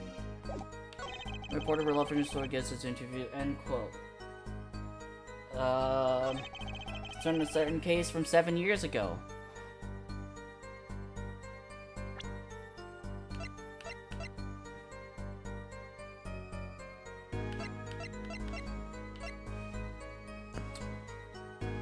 Does it have to do with forgery?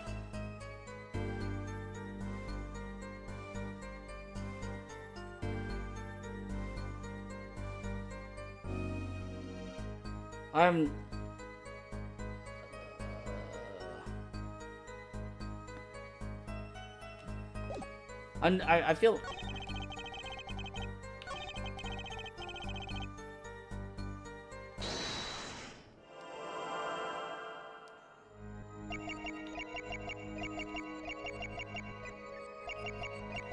It has to do with Drew's forgery, right?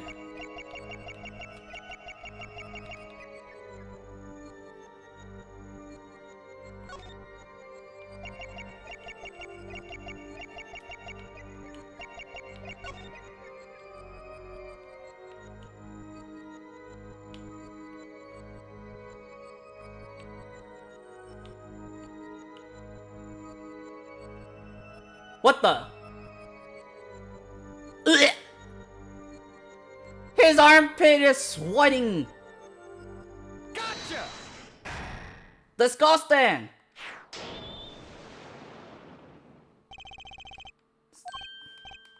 Yeah, well, man can't help his plans, you know. When Mr. Mission's talent was mentioned, he suddenly began to slip buckets. You're hiding something about his talent. I swear he is not human. He is not human, man. He's a fucking alien, bro. It just so happens I have evidence showing the talent mentioned in that letter. Wow. Are you talking about his, forgeries? What? Maybe it's the other one. You know, I feel like that it should work.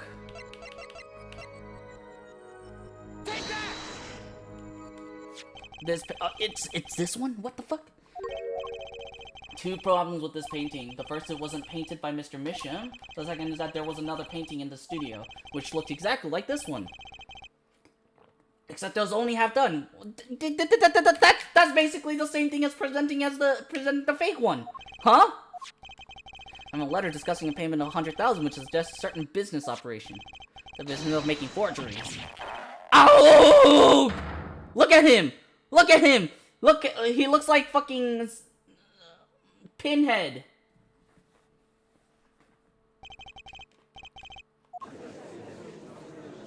Bro, Come on, please, everyone. Can we keep this private? Please, this is my story, my scoop. No, fuck you. Drew Misham is known as an artist these days, but there were rumors he dabbled in another kind of art until a few years back. Forgery. Drew Misham was talented, alright. Talented at making precise, detailed fakes. In fact, that certain criminal elements were quick to discover. Stretch Arsenal looking egghead. Exactly. Exactly. I'm talking about forging evidence. The rumors started circulating 7 years ago. 7 years ago. This payment of $100,000 was for forged evidence that's tiny profit, end quote. Was living a double life. I have a hypothesis. Theory, I mean. Objection! This is my first time hearing of this criminal world. Certainly we found no criminal connections when we conducted our interview.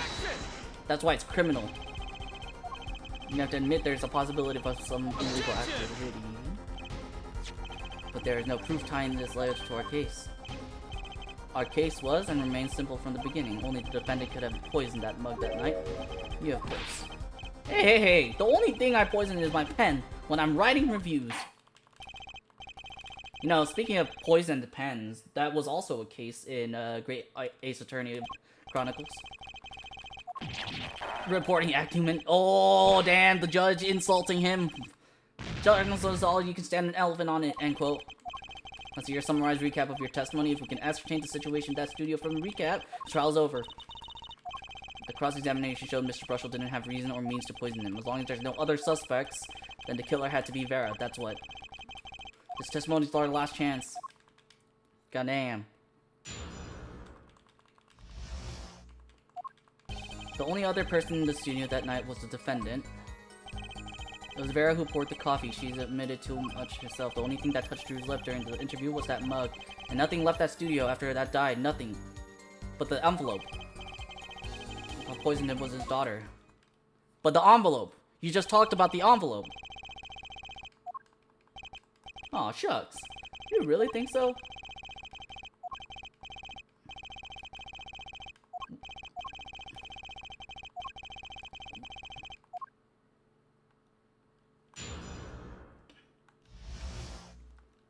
Okay, let me save.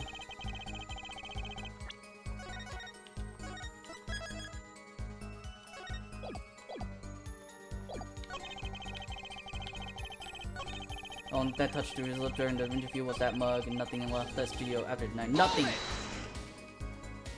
Not one thing. You're sure?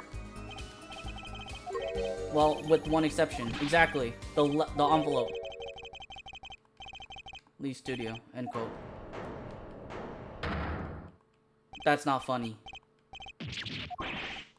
Joke, get it? Not funny, I know, but still. If I heard something like that before. I'd like to turn to our defense attorney before we turn to testimony. Do you have any idea what, if anything, might have left the studio that night? Just one thing. A certain something that has vanished from the crime scene. Yes, other than our witness. Vera Misham? No.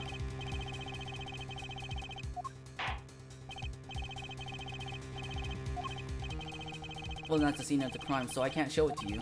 But I do have evidence that shows how it could have been taken from the scene. What? Come on. D-pad? Come on. This is the only link between that studio and the outside world. A letterbox. What did Mr. Brushel say? When he entered the studio the night of the murder, the victim had just finished writing a letter. Yeah, I said that, and yeah, it was true. Furthermore, he went on to tell us that he put the letter in the yellow envelope and put it in the letterbox. But that very same letterbox was empty. In other words, that night, the yellow envelope disappeared. It's important.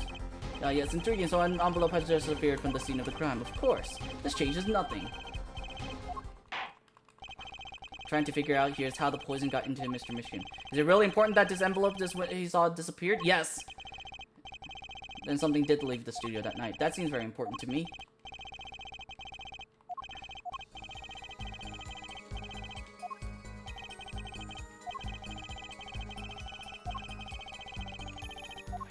There we go. A letter was put in the post from the studio, but I hardly think that matters. You think so? Nothing could be more serious than an envelope disappearing. And you were hiding that fact from us. I don't want to get a positive net from the studio. But our forehead, isn't there a much more serious question before us? I know, but Mr. Brushel has changed, which means facts of the case have too. And what he's told us means something entirely different now. Come on.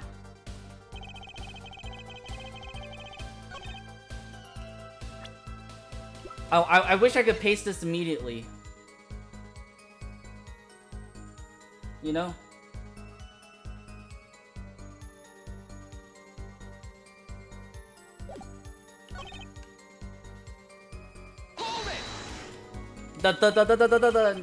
Anything else touch his lips? The stamp. Objection!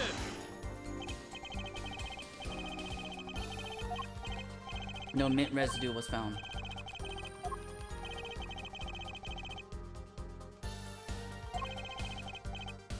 You ate, drank, or otherwise just something other than coffee? Yes, I do!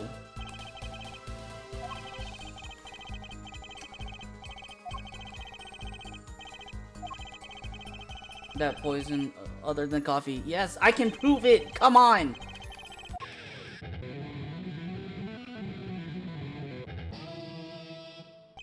You do understand what we need, yeah? Proof, Air Forehead, not possibilities. Of course, and Prosecutor Gavin, I hope you understand. I'm ready to give you that proof. What did you say? Nani? I have proof of the disappearing envelope. So I'm writing a letter, I did. Which was picked up the mailman. Of course, which means the envelope had a stamp on it. As we all know, stamps come with dry glue on the back. In order to use the glue, you have to wet it by licking the stamp. Objection! No one worth talking to actually lick stamps in this day and age. Even if you wanted to talk to him, you couldn't. He's dead after all. Objection! Okay, so he licked the stamp. But wait, how does that explain the atropine on the rim of the coffee mug? If he licked the back of a poison stamp, the poison would get on his tongue, yes? And then, what would then happen if he put the coffee mug to his mouth, Those traces on the mug weren't the killer's doing. It was the other way around. The coffee mug didn't poison Mr. Misham. Mr. Misham poisoned the coffee mug himself!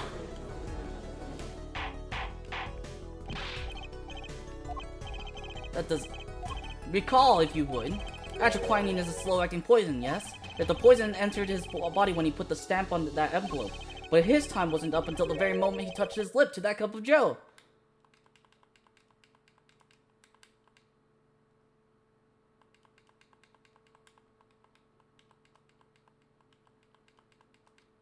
He was like, yeah, I smell a cool. Yeah. Uh-oh. His nose is picking up another stand. I believe I mentioned earlier. Well, that's the thing, see? After he put his letter in the envelope, he sat there searching his desk drawer for something. A stamp. A so-called postage stamp. End quote. But you know, I don't seem to remember him ever finding one. Incidentally, we searched the desk drawer at the scene of the crime. There were no stamps. Not a single one. I know. Actually, I'm glad no other stamps were found. It makes proving the stamp he used was poison possible. Ha! Good show, good show. You can't even prove there was a stamp at the scene of crime in the first place. Well, let's hear what the defense has to say anyway. Where's your evidence that proves the existence of this poison stamp? Here ya are, bitch! Well, that certainly is a cute little frame. And by little, I mean really little.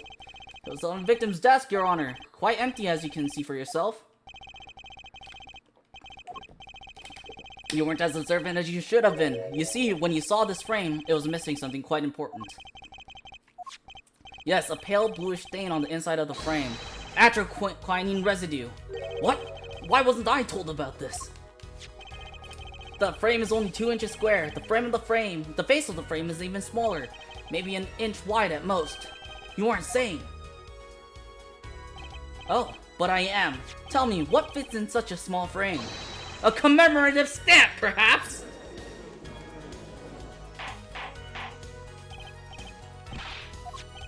The poison stamp was in this frame. Keeps him to lick them. Impossible. Why would he put something like that on his desk?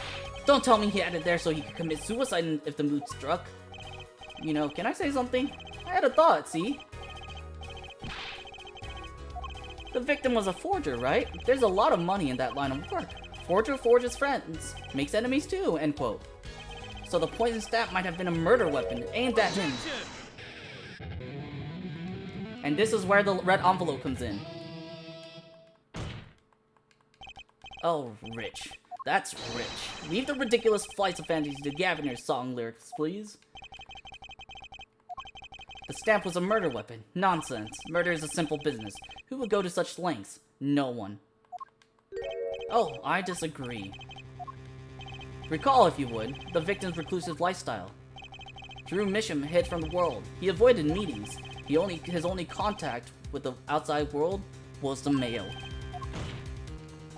Now, if you wanted to kill someone you couldn't meet, but you knew red letters, a stamp would be the perfect weapon.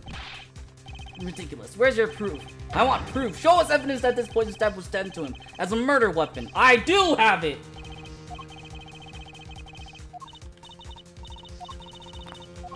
I think I know what happened. I don't believe it, but I can see.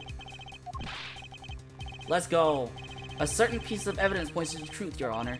I can show you how someone with the intent to kill sent Mr. Misham the stamp of death.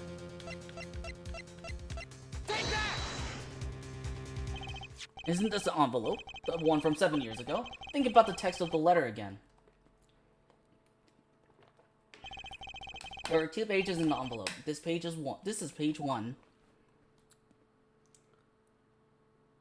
And this is page 2. I want to draw your attention to one phrase in particular.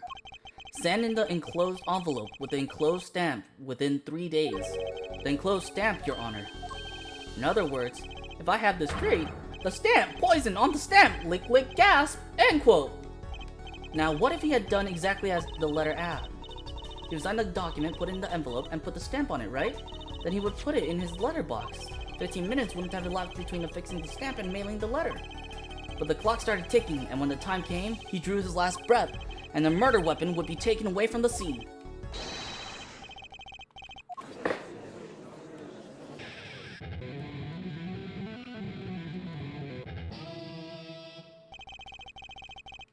Such a splendid imagination. Unfortunately, it was 7 years ago. So this poison stamp was inside this envelope from 7 years ago. Yeah? Is that what you'd have us believe? Really? It's a little bit of a stretch, but yes. A poison stamp in this envelope? A stamp that then became the murder weapon. How do you intend to prove this seeming coincidence? And your answer is silence, I see. Very well, I move to. It's not nice to prick on the Fräulein Clavier. Oh no, it's Kristoff. Emma! Save... Well, like my Kristoff Gavin impression? Did I sound like him? Don't quit your day job. Oh. Someone had to come dig you out all of the mess you're making of this case. You know, none of this would have happened if you just trusted it in science a little more. If you can find out if that stamp was in an envelope, easy. Glare at me all you want, but science is on my side. It's on the residue, right?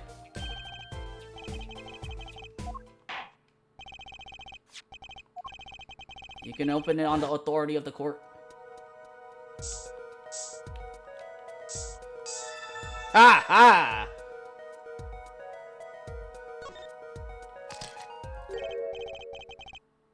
Well, would you look at that? No mistaking it. That's atroquinine residue. I don't believe it. A murder weapon from the past. Now 7 years later, it bears its fangs at last. Absolutely outrageous. Tell me why. Why didn't this murder take place 7 years ago? Well, there's one possibility. Maybe Mr. Misham figured it out. Figured out what? He realized that the person who sent that letter wanted him dead, so he sent his reply with a different stamp. And put his decisive evidence in a frame. That doesn't make sense. Ah, you're still here. Can I make a statement? Here, on the record, my eyes burning. Sorry, give me 1 second. I, Spark Razor Tooth Brushel, claim this scoop as mine. Drew Misham killed in cold blood. By sender of 7-year-old letter, end quote. No, maybe something more succinct. Star falls after 7-year delay, end quote. Bruh. You're still on this? Shut up!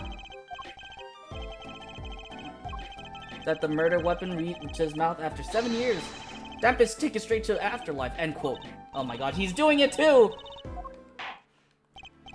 I see no need for server the way on matters. That the sender of that letter 7 years could hardly have been our defendant. Very well, this court finds the defendant up. No! Stop it! Clavier! Is this the bright future of our legal system? A ticket to the afterlife from 7 years ago. Tickets for Governors shows are invalid after 2 weeks. Doesn't make sense any other way. It boggles my mind that so many people haven't noticed this. There's a fatal contradiction in Hereford's claim. What? A poison stamp was placed in its envelope 7 years ago, whereupon it was framed until now. If that was the case, then why would Drew Misham have done what he did? Emma explained that he must have realized it was poison. No. Therein lies the rub. If he knew, then why did he poison himself? And put the stamp in a frame. I did not debate this. But this begs the question. Why 7 years later did he use that stamp on the night of the murder? Surely you don't mean to suggest that Mr. Misham simply forgot. He put the murder weapon in a frame on his desk for 7 years and forgot? You expect us to believe he sprang the trap on himself? Yeah. I mean, he's old, man. How old is he again?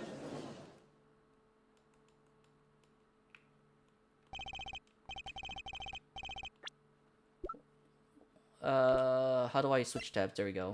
Drew Misham, how old is he? 52. Never mind.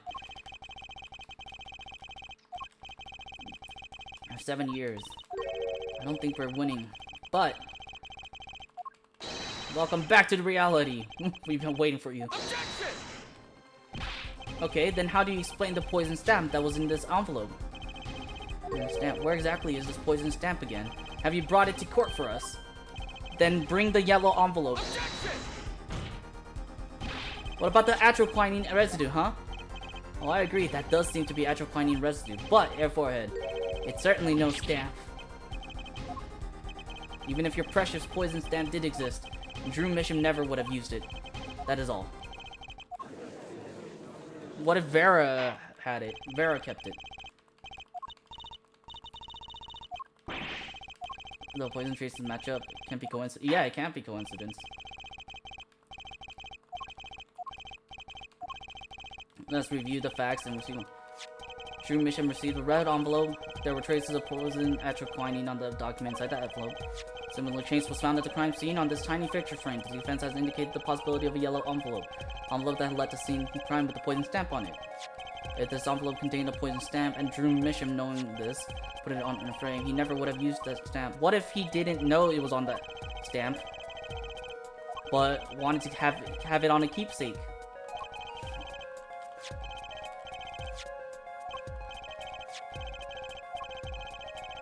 They're all connected. The defense stands by its case, Your Honor. We've seen that the logical outcome of the evidence makes no sense, which means that one of our clues must be a fake. Find this your Violet fans prove quite reasonable, yeah? All of odds, the poison trail is none other than Drew Misham. The victim was a fake clue? I'll explain. We have an envelope, a frame, and a mug linked by poison. Objection! What doesn't make sense is the victim himself. He completely lost me. The fake evidence is none other than the master of fake himself, the forger. It's a good story, I'll give you that. The fake clue, fakes, forgeries. Ah! I don't know if I'm right, but I'm going with it anyway. What if our forger is the fake? Come again? 7 years ago, our forger sniffed the trap and stepped... Wait, what did he say? Stepped aside. 7 years passed. Now the forger stumbles into that very same trap and dies. Why? Because the forger who was killed was a fake. Here we are again. The victim was a fake. The real forger. One forger smelled the trap. One forger fell into the trap. That's two forgers, and one of them was a fake.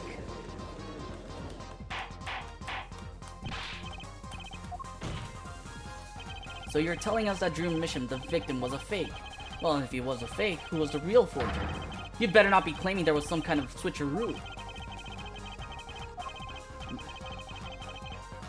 The real Drew Misham was the real forger. There's only one other person it could have been. Forger Drew Misham was himself a forgery. The real forger was... Vera! There can be only one explanation, really. The real identity of the forger known as Drew Misham is none other than his only daughter, Vera Misham.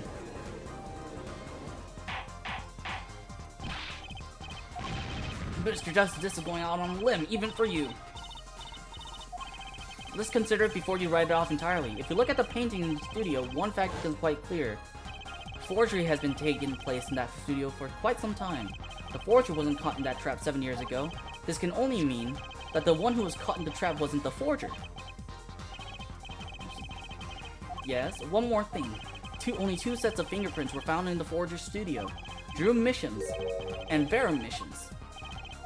If we know that Drew Misham wasn't the forger, that leaves only one possibility by process of elimination. The forger was Vera Misham. Well? What are you thinking, Clavier? Fascinating.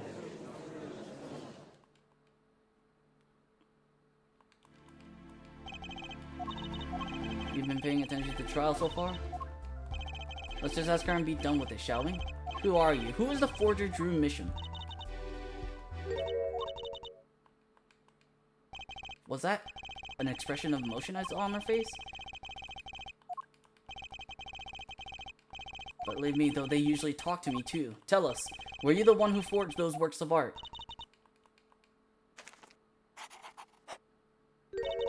Yes. So the forger Drew Mission was you? Yes, it was me. What? What? The court was in an uproar and it wasn't coming down. We had to break for a 10-minute recess.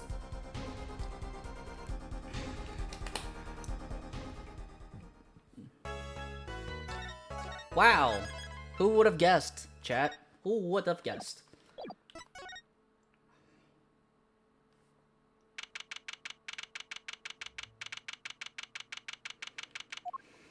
Ah. Okay, so where exactly does this leave us, Apollo? Well, the Drew Mission wasn't Drew Mission to forge him. Basically, yeah. That he was actually doing her nails. You really made those forgeries? Yes, for father. I know, it was wrong. Oh. My father was a painter. I loved painting ever since I was a child. One day, father saw it in me. He saw that I had the talent for making forgeries? How should I say it? It was not only paintings I made. Given the materials, I can make anything. Father was so proud, and I so happy. Aww. But in the end, I was making those forgeries. I never had a good constitution, nor personality. I know very little of the world outside. She's just like me! I have no personality. You know about this red envelope? I remember that envelope.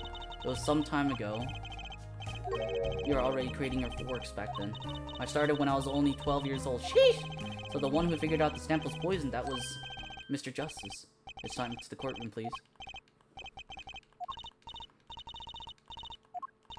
Those 3 paintings in the studio.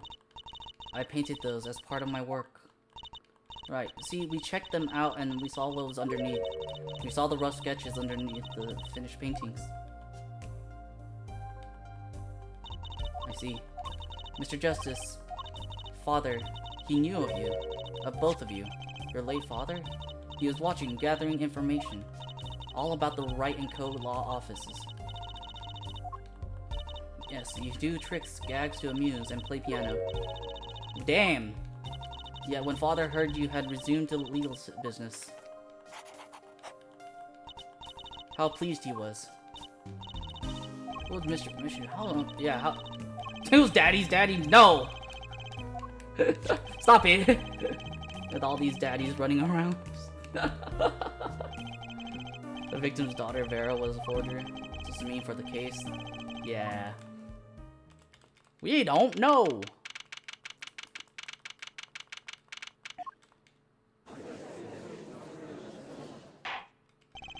Now back in session. Let's go. Oh no, she's chewing her fingernails. I think the nail polish is also poisoned. Like it wouldn't be important. Okay, the nail polish wouldn't have been important but the whole bottle of nail polish is so gaudy, and it shows as like an evidence box. And it has its own image, so therefore it looks important. Therefore, it must be poisoned. If you would, did you really make those successful forgeries? Rather answer my question, were you the one who painted that painting? The remarkably similar one. Ah, yes. I painted it, yes. Father praised me quite highly for it. She was the one who made the forgeries. Yet she did not wish to reveal the truth of their operation, so the victim was a stand-in, a decoy. To the world at large, he was a forger, not her. I've done a bad thing. I haven't I?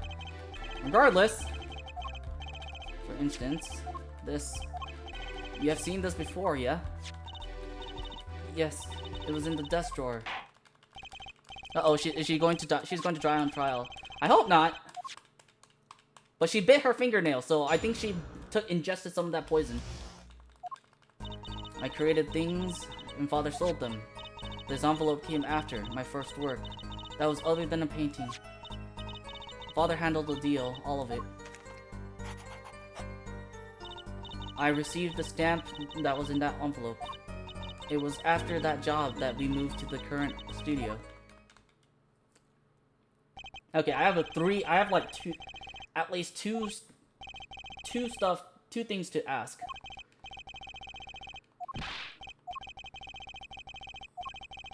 This dream mission. Okay, how much health do I have? Where are we starting from? Full health, okay. Okay, we're gonna save. I'm gonna use the restroom real quick. Be right back. I'll be back in like a minute or so. Okay.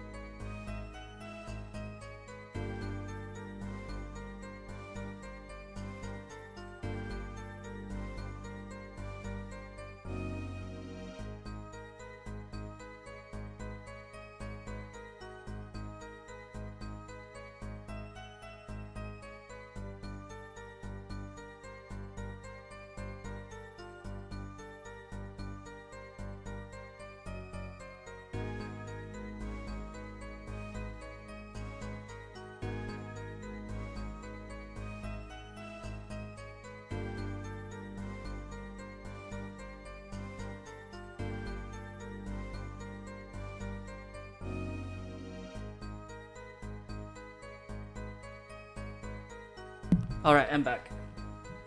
Okay, this envelope came after my first work that was other than a painting. What work was it?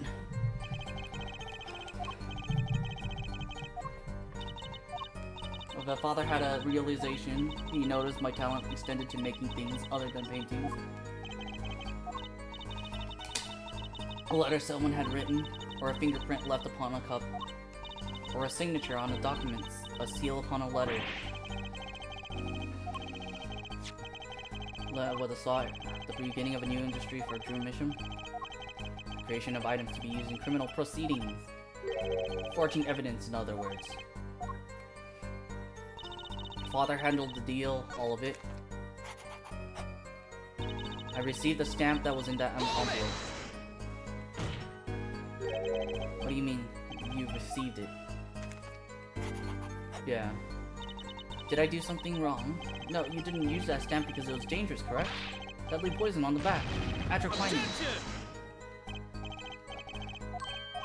You can't force an answer upon the witness. Now then, perhaps you would tell me, Fräulein Vera. Why did you receive the stamp? It was beautiful. Why would you draw the same thing over and over again? Yes, I think it was... You didn't know about the poison?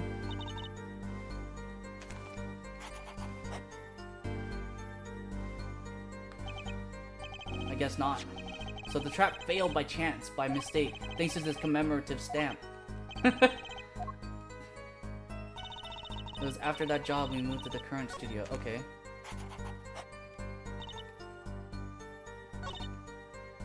Father handled the deal, all of it. Didn't know how the things you were making were being used. I enjoy painting very much.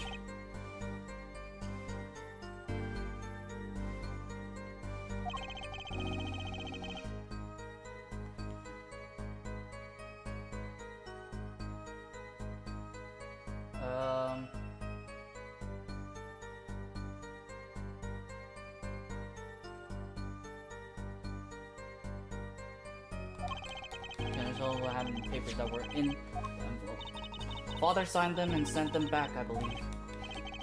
The instructions: send in the enclosed envelope with the enclosed stamp.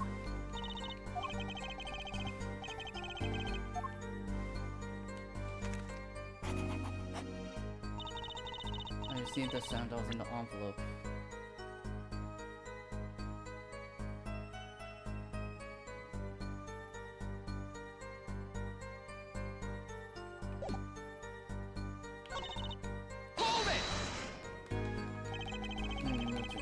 I mean, I see no contradictions yet. I began drawing picture books. Oh, that's cute. Their visibility in the world at large. Yeah. To meet someone for some reason, Father posed as the creator of the work. The real essence of art and permission. The rare envelope came after she completed her first job. Whoever wanted a forgery made. Okay.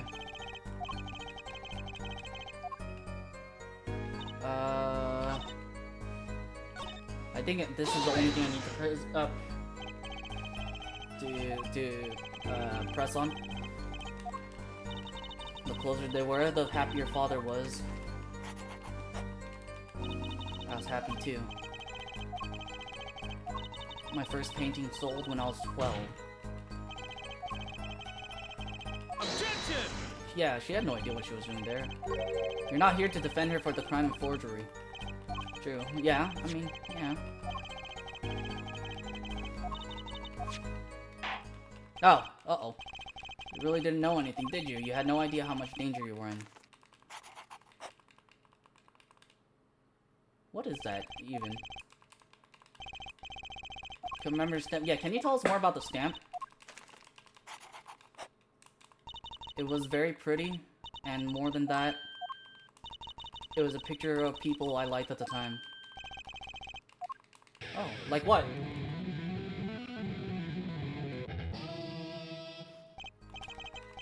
We've got some cross-examination.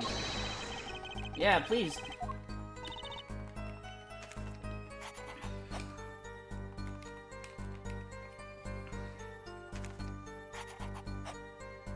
The stamp was a picture of my favorite magician, so I kept it. You mean the true Grammar? Grammari? Light. Was it this bunch?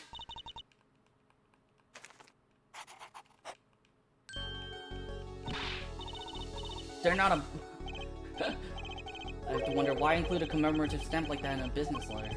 Good question, yeah. Always better and you can't beat true Grammari. The whole murder plan was a failure because of it. Ironic, don't you think? Prosecutor Gavin. Prosecutor Gavin? Grammari. Might I ask just one question of this witness? In your testimony just now, you stated this was your first work that was other than a painting. Please tell me, what exactly did you make? Can I ask why? No. Answer the question. Now. Oh, poor Vera. You're usually not the one whose volume concerns me. Yes, it has been unbecoming of me. I apologize. But I must know. Please, Miss Misham, tell. It was a book. A single page in a book. A book. Please be more specific. It was a handwritten book. Like a diary.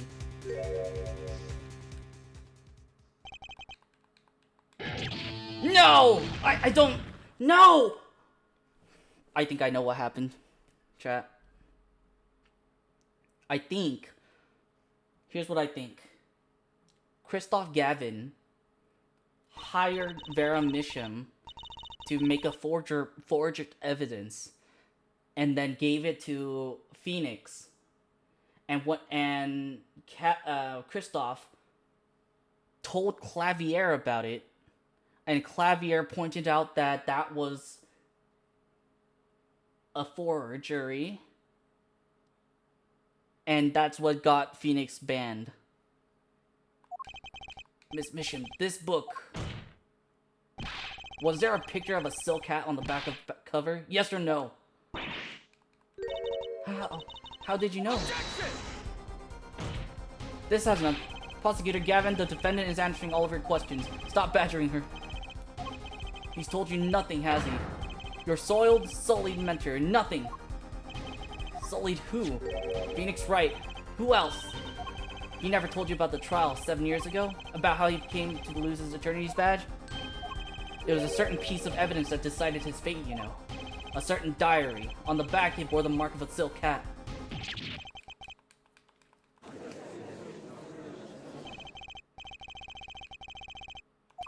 and forged who made that evidence. Is this girl standing right in front of me?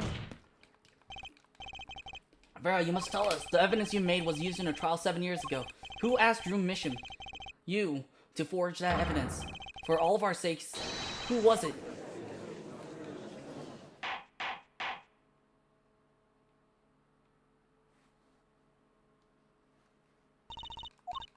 We only met once. You met the client? Well, who was it? It was... What?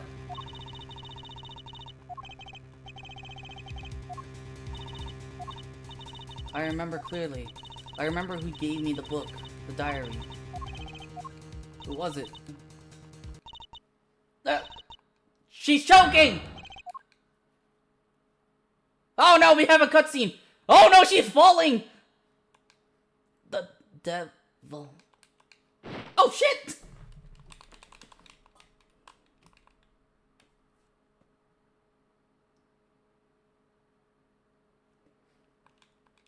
Unconscious. Examiner's diagnosis, acute atroquinine poisoning. Oh fuck. Sends the recording of the trial for the murder of Drew Mission. Vera Mission was, during the trial, poisoned by an unknown assailant. The dosage was just under the lethal amount, sparing the defendant's life. Okay, she's alive. She is currently in intensive care and is not to be disturbed for any reason.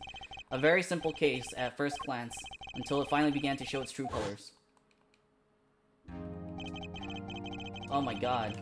A record of another trial. Ah, we're seeing young Phoenix Wright.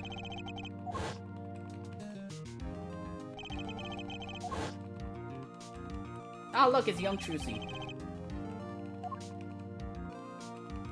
She kind of looks like Pearl. Like that.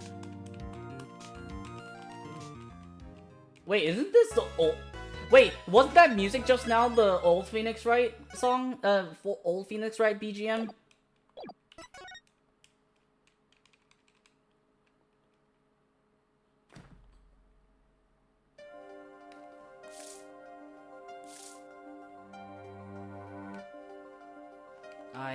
I lost. It's only a game of poker. A game I've played for a long time. And only lost twice. Who was the first? The man I killed, of course. Well, it seems I found the partner I've been looking for all along.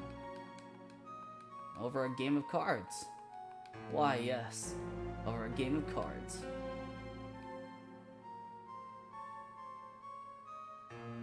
That was how we first met. 7 years ago.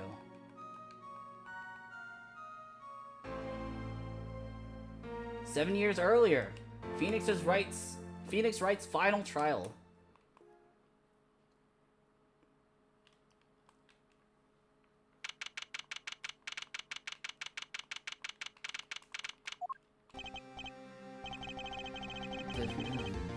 Oh my god, they're playing the background music! Hey! Hey, look, it's Shady Smith, guys. Wow, look at that familiar face. Good to see you, buddy. Ah, good morning, Mr. Enigmar. I'm sorry to have thrown this on you so suddenly. I received the file from your previous attorney only yesterday. Honestly, I'm not entirely sure I'm prepared. I understand. I'm asking the impossible of you. Yes, well, you haven't really told me what happened yet. All we did was play cards. That was enough. Actually, it wasn't, trust me. Hey, look, it's Trucy! Oh, morning, Daddy! Ah, I'm so glad you came. You okay? Aww. That's a young man to you. That's a cute outfit you have on.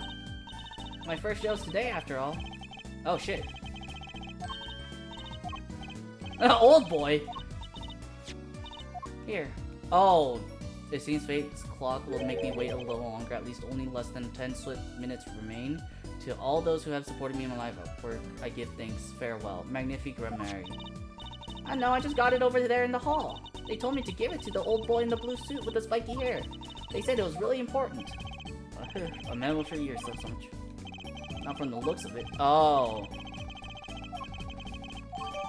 Oh.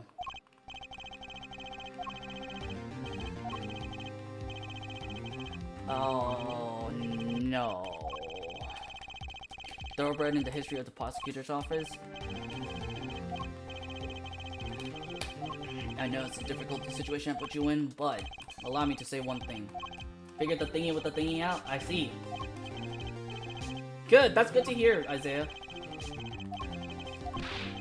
Oh boy. See, it will be impossible for them to declare a verdict. Impossible? Yes. Isn't that right, Trixie? Yep, you're right, Daddy. Oh man, I'm scared about this one, chat. They're left me anytime now. I'm in your capable hands, Mr. Wright. Well, that's Zach Ramari, a wildly popular magician, star of True Kamari. Mentor Magnific Grammy was a rare breed of magician. He single-handedly ushered in a golden age of stage magic until he was shot dead, and Zach Ramari is a suspect. Oh boy.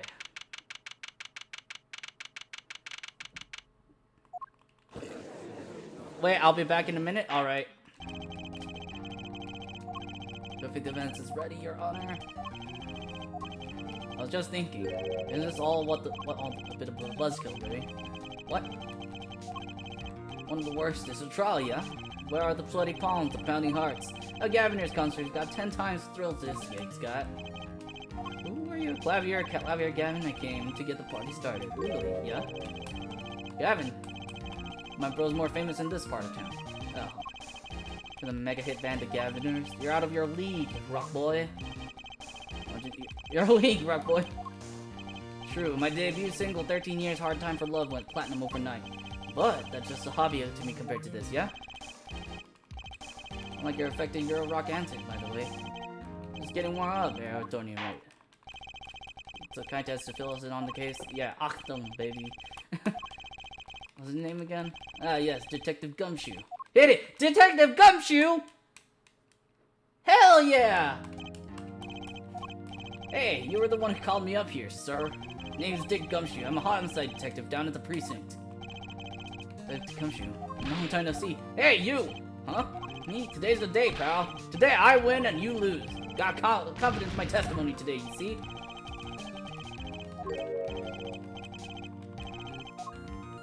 Huh? I hate you. I care less about your history together. Man!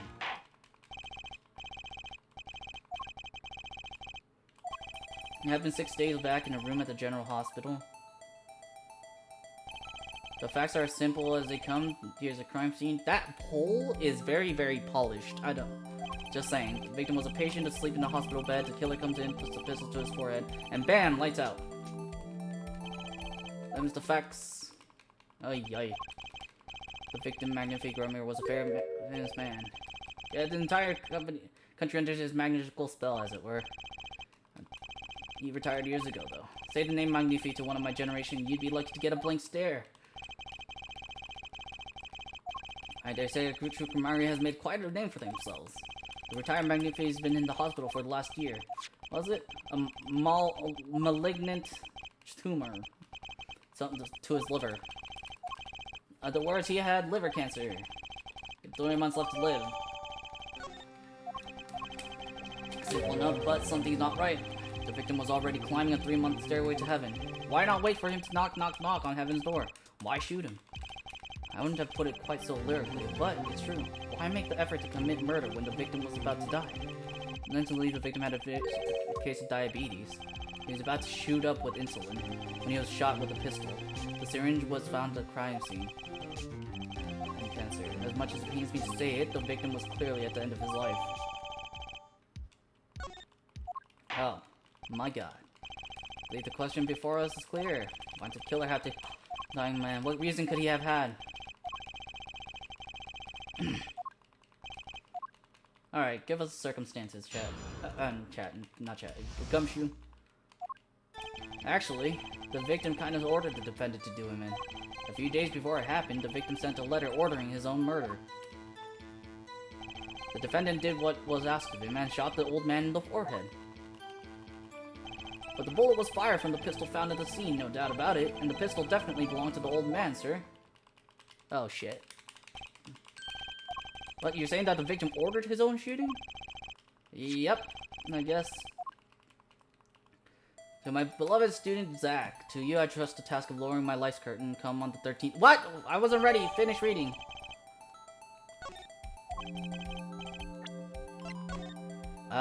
On the 13th, 11:05 p.m., I will ready a gun with which you will shoot one shot square in the forehead. You cannot refuse, and we both know the reason why.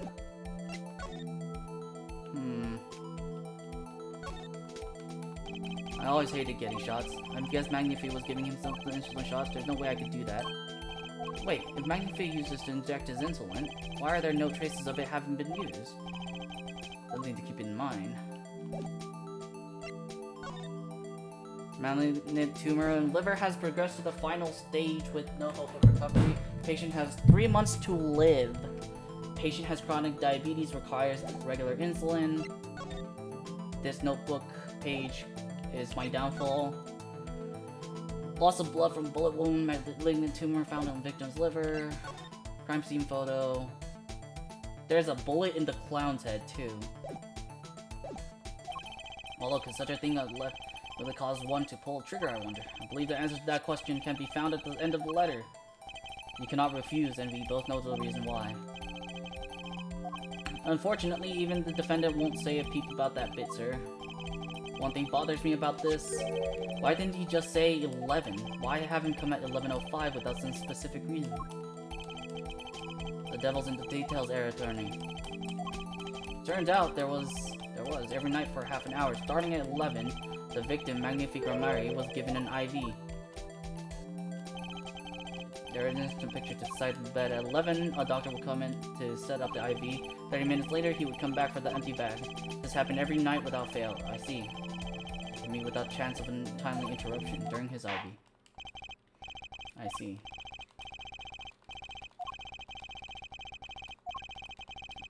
Come on.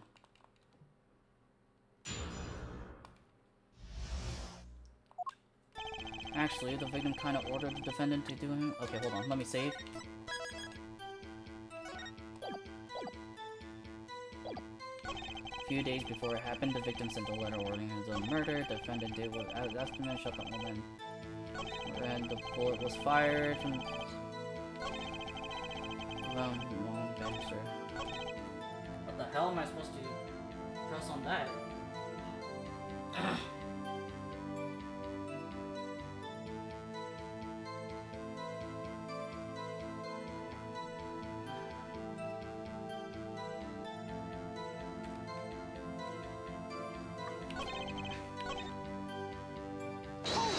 Don't press that.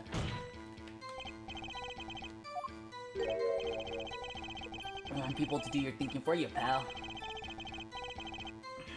It's concept of questioning. First, we got this letter. It says shoot in the forehead out loud and clear. I can see that, but I still wouldn't do it.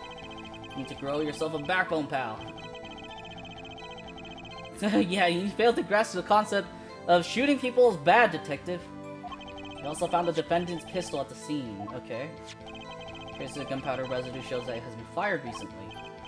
Welcome back, Brad. Look at this photo. There seems to be no issue with the prosecution's claim. Maybe there's some... I think this defendant shot the victim in the forehead. There's a hole in the prosecution's argument. Clearly, Mr. Egmar shot something else. Look at this photo. Another possibility occurs to me. What does the letter tell us? The defendant had a reason he couldn't refuse his teacher's wishes.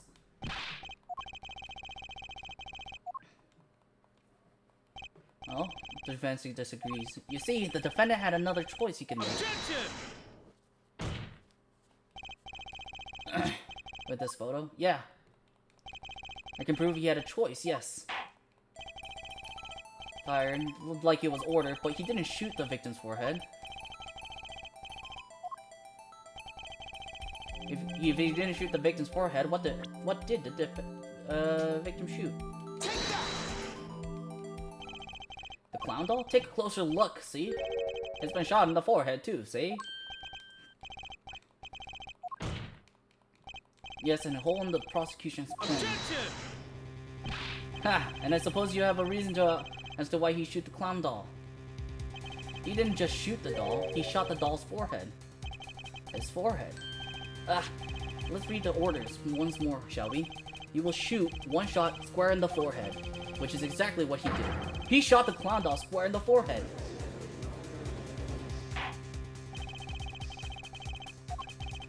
Ah, their forehead.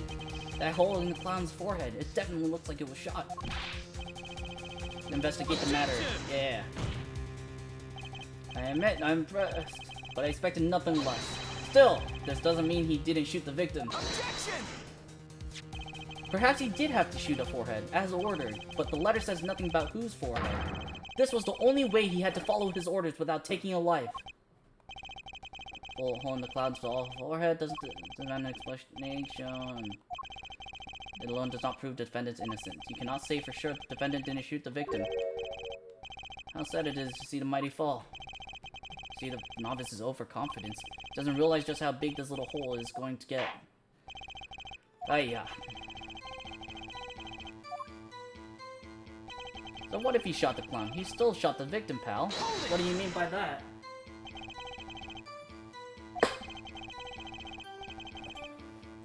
Then shot the victim. That was really more of a confirmation than a summary. Yeah. But our defense attorney seems pleased enough with himself. Poor Phoenix. He's a good lawyer. All the details before coming in here. This is only my only source of information.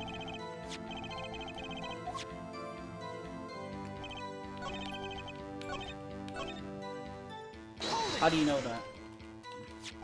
Do you have the ballistics?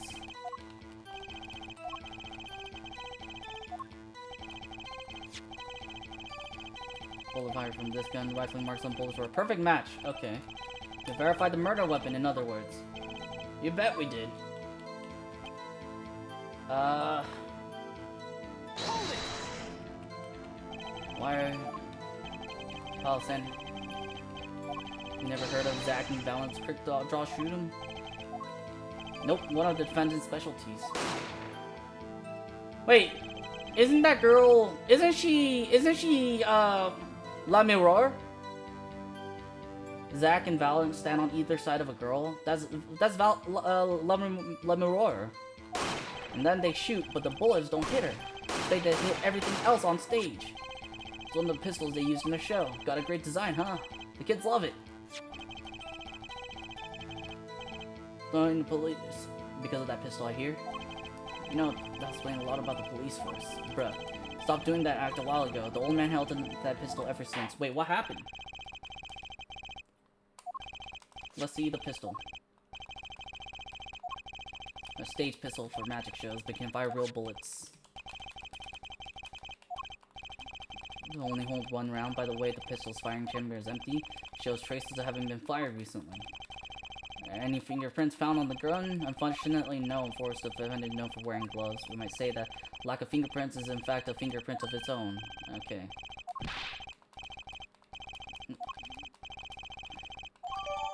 Okay. My grandchild would get a kick out of seeing this. Bruh. Let me look at some of the evidence. See how the pistol made to bend here. Only a one shot only model. So this is the famous Grimari Golden Gun.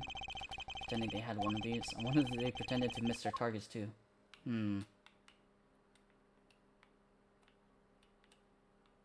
I think that's it. Okay. But now it's time to return to our testimony. Alright.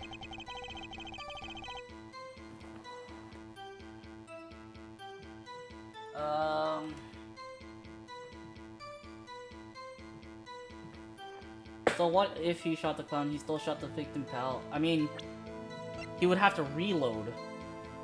Objection! Prosecutor, you missed a bullet hole in the clown's forehead. If you hadn't missed that, you might have come to a very different conclusion. Understand? Yeah, but just like I said, pal, after he shot the clown in the forehead, he went and Objection! did nothing of the sort to the victim. The pistol proves he could not. It's quite simple, Your Honor. This pistol only holds one bullet at a time. If he had shot the clown in the forehead, he couldn't have shot the victim, too. Objection! That's not a contradiction, not even close. All he had to do was reload the pistol after the first shot. Objection! Oh, where did he get the extra bullet? They're not so easy to come by, you know.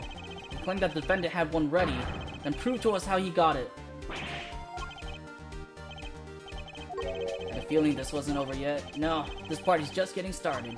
I haven't proven anything yet beyond my good looks and startling record sales, bruh. But the prosecution has another witness prepared. The audience has gotten a taste of what's to come, they're ready. For my decisive witness, of course.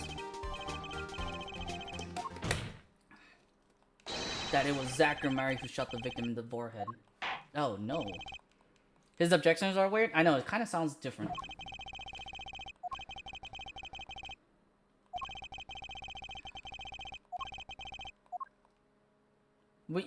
Wait, can I show Zach this thing? Like, can I change time itself?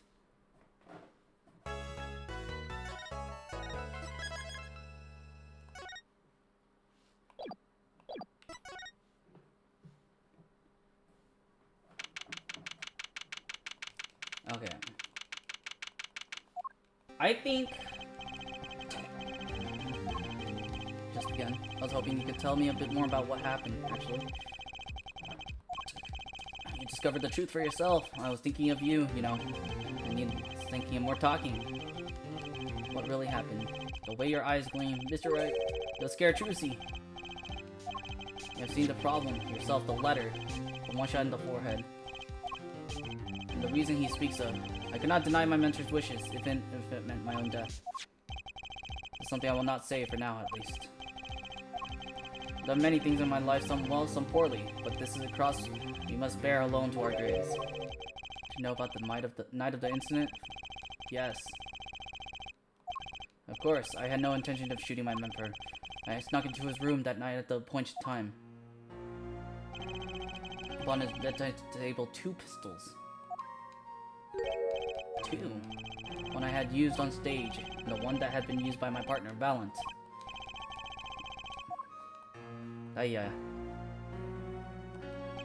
My mentor had the look of one sleeping. I stood by his bedside, hearing only the light sound of his breathing. Then I took the pistol into my hand. I cannot deny my resolve faltered then, for a moment. You faltered? You mean you thought about shooting him? Recall there was a reason I could not refuse his request. Last such request, though, not his first. So, there were other requests you couldn't refuse before. To be honest, I've not always been steadfast, and I fear I brought pain upon Trucy. Just what was going on? Yeah, in the end, I did not shoot him. Instead, I turned and shot the clown. I took the pistol I had fired and placed it into my pocket. In your pocket? I believe if you examine the bullet in the clown's head, you will find it to be different than the one in my mentor. What were those called? Rifling marks? Yeah. That's all concerning the case. There's something else you can tell me? You're a fascinating man, Mr. Wright. Thanks. My mentor. His eyes open. The old devil. He was not asleep, you see. Of course, the gunshot would have woken him anyway.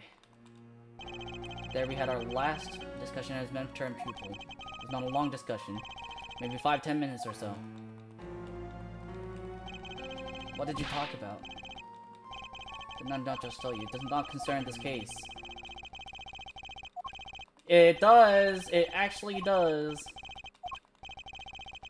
Man. I think I'm not gonna end stream early. I think I'm gonna see this one through fully. A bullet was found and dug out from the clown's head. Nice. Rifling marks? There wasn't time to do a detailed analysis, though they did find the weapon type matches the murder weapon. So I'm about to call my very decisive witness. Though they often turn out to be far less decisive than you think. quite confident witness will be he's intimately acquainted with the players in our little production. Being the other half of the troop, Grimari's fairies, duo, Zack and Valent. Hey, Valent. Good to see you. Valent Grimari, magician. You can prove your fellow student your partner skill.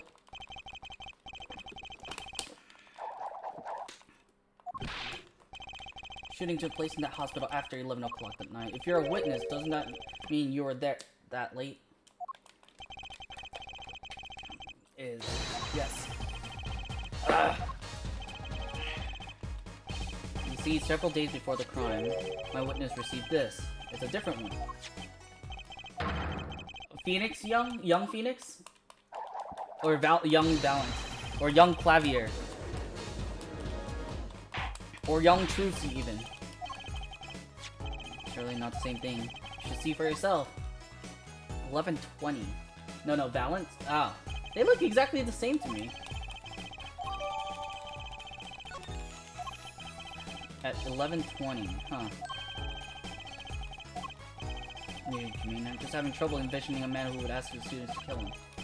Just him, but edgy. Like the magician's task again. So doing share much of our lives. When people are so close, they're strained. Warping a relationship, you might say. Nothing to do with the case at hand. Not going to tell us. Okay, sure. Good old Phoenix.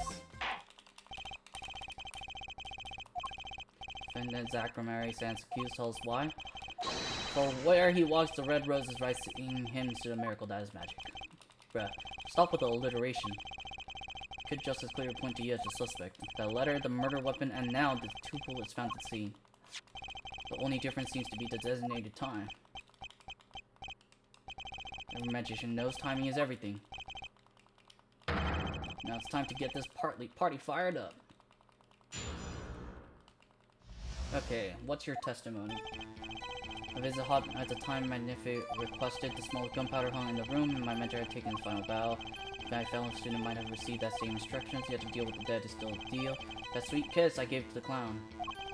And for him, the doctor and the police.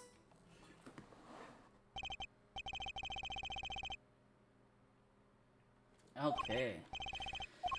This fact alone will clear my name. Let's not jump to any conclusions, man. You could be lying.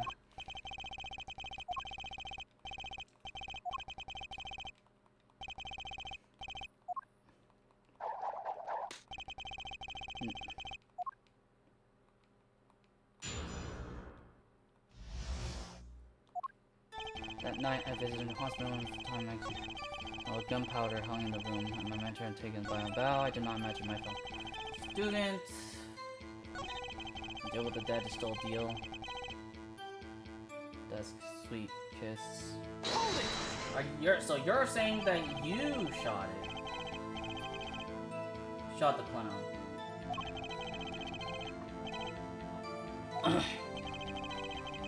As much the same thing.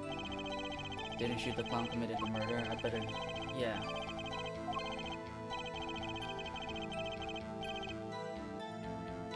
Number of pistols.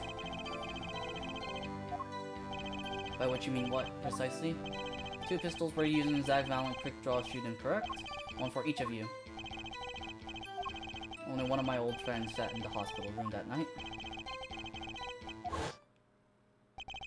Of course, I had no intention of shooting my mentor. Snuck into his room that night at the appointed time, found there upon his bedside table 2 pistols.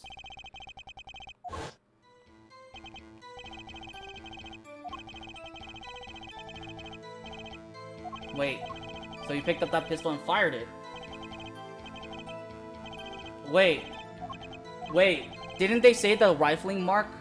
It's very important. Didn't they say that the rifling mark matches the pistol on the bed?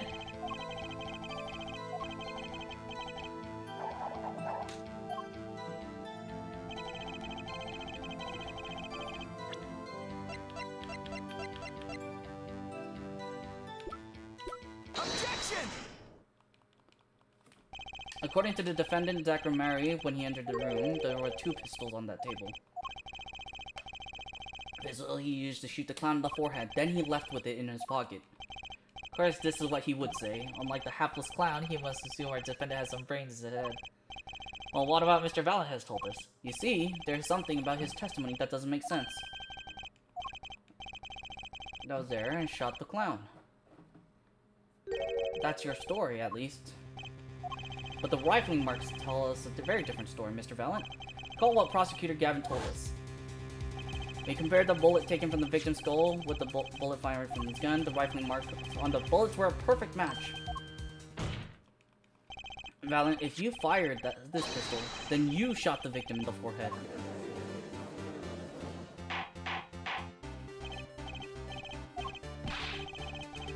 Objection! Why can't you just tell the truth? Sorry. What? Sorry for what? I'm aware that 2 of these unique pistols were crafted, and Niles' right only proved the type of gun that fired them. That's not what you told us before. You said you'd verified the murder weapon. That's why I'm apologizing to you now, quite sincerely, I might add. Hold me accountable for a mistake made in my youth. That was just this morning, yeah, still young. Yeah, it wasn't really my fault. The defendant had only admitted he took 1 pistol from the scene. The crime, we would not be having this pleasant discussion now. You were presented to this course as a decisive witness, but you've proven to be more divisive than decisive. Objection! You'll see in time. The testimony so far has been merely a review of the facts. The proof comes next. Okay.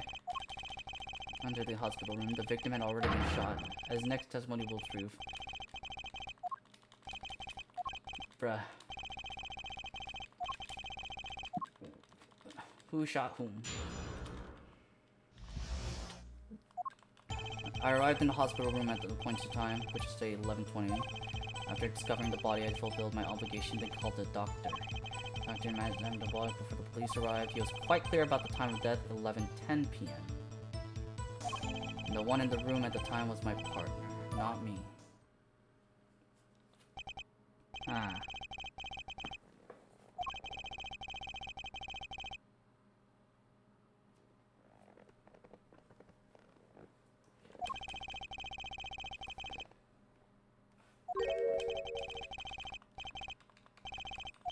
Take our debut. I don't care about your hit single, dumbass. 100 times the result's the same. What a ripoff.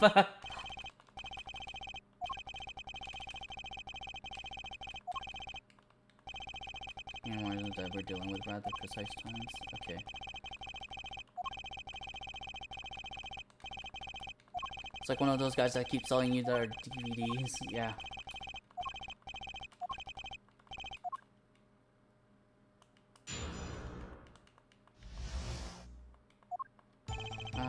Hospital at the appointed time, which is say 11:20. Obligation to call in the doctor. Doctor examined the body before the police arrived. Time of death 11:10. How does he know that? How can the doctor be so precise with the time? Yeah, exactly. And making the complex if you didn't realize how upset.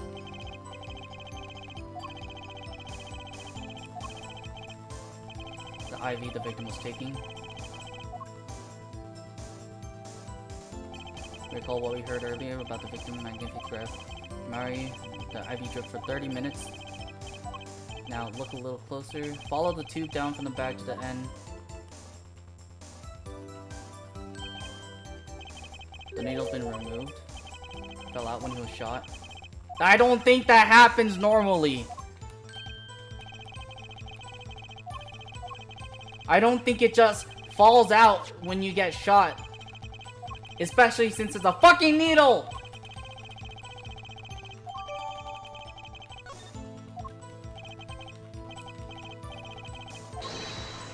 9 minutes has passed since that horrible crime was committed. I've been on serum countless times.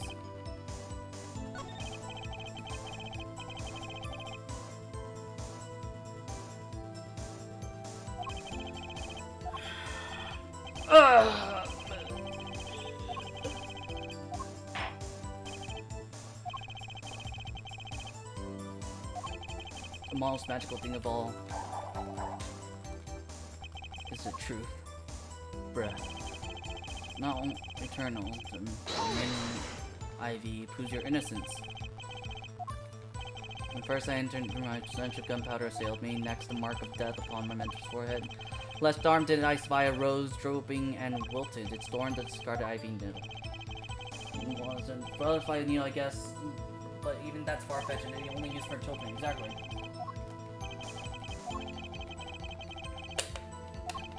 Your lucky color. Indeed, even today I wear it proudly upon my suspect self. Without fail brings me luck. Why, when Zack and Valen won their first Magician Grand Prix... Wait, the Magician Grand Prix, isn't that an actual... Wasn't that also mentioned in the earlier games? I was wearing this attire then too, and a trophy of bust. Oh my god, they're referencing the third game. Maximilian. He had his own bust, remember? From the magician conference thing. The Grand Prix. This is one trip down memory lane no one needs. I think was a huge, especially for me, Valen. What? It was green though. It has a contradiction.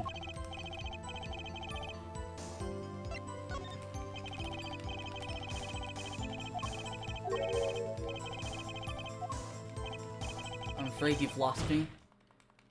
Your Honor, the witness's testimony just now clearly contradicts the evidence. Yes, exactly.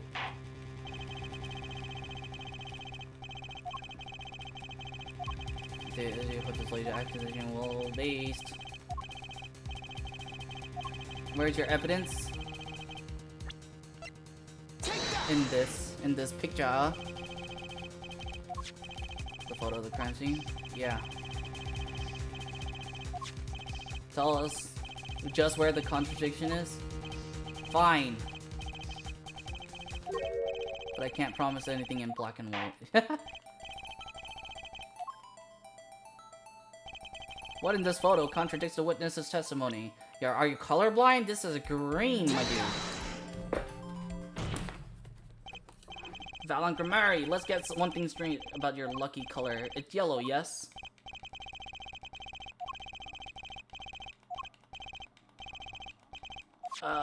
Sorry, I'm scratching my ear.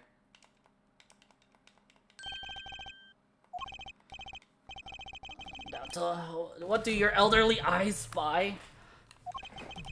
Eyes can see the problem here, Mr. Valen. Look at that IV bag. It's green. It would be hard to call the IV liquid yellow. Yeah?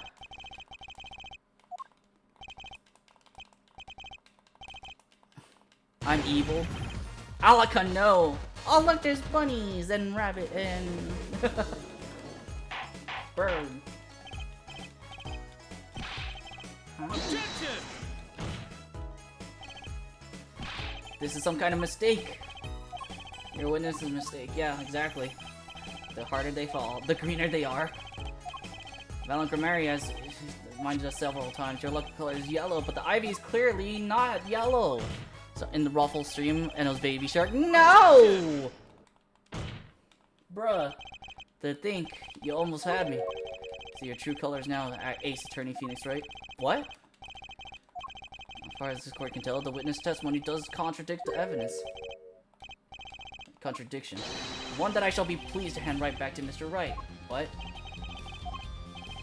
The witness had made no mistakes. I agree at a glance, the IV liquid to greenish yellow. I assure you, the liquid itself is quite yellow. What do you mean? I can tell from this photo's green. Bag? Oh, it's blue.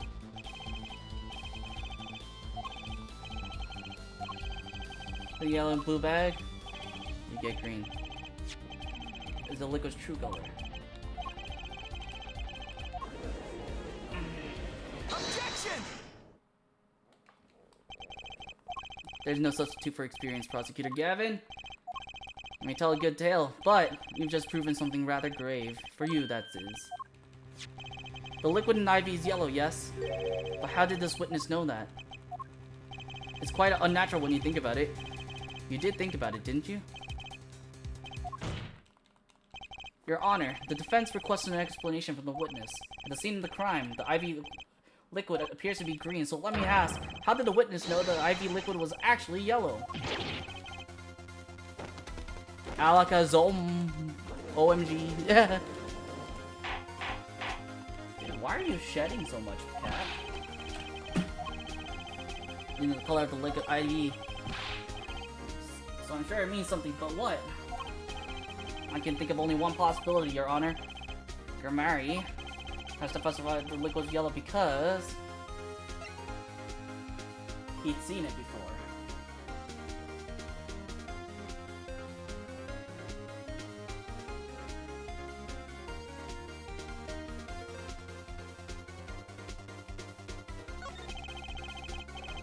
The answer is clear. The witness knew that from the ideal yellow. Why? Because he'd seen it before, but not inside the blue bag. You've seen the photo, he saw the liquid by itself in a clear colorless bag.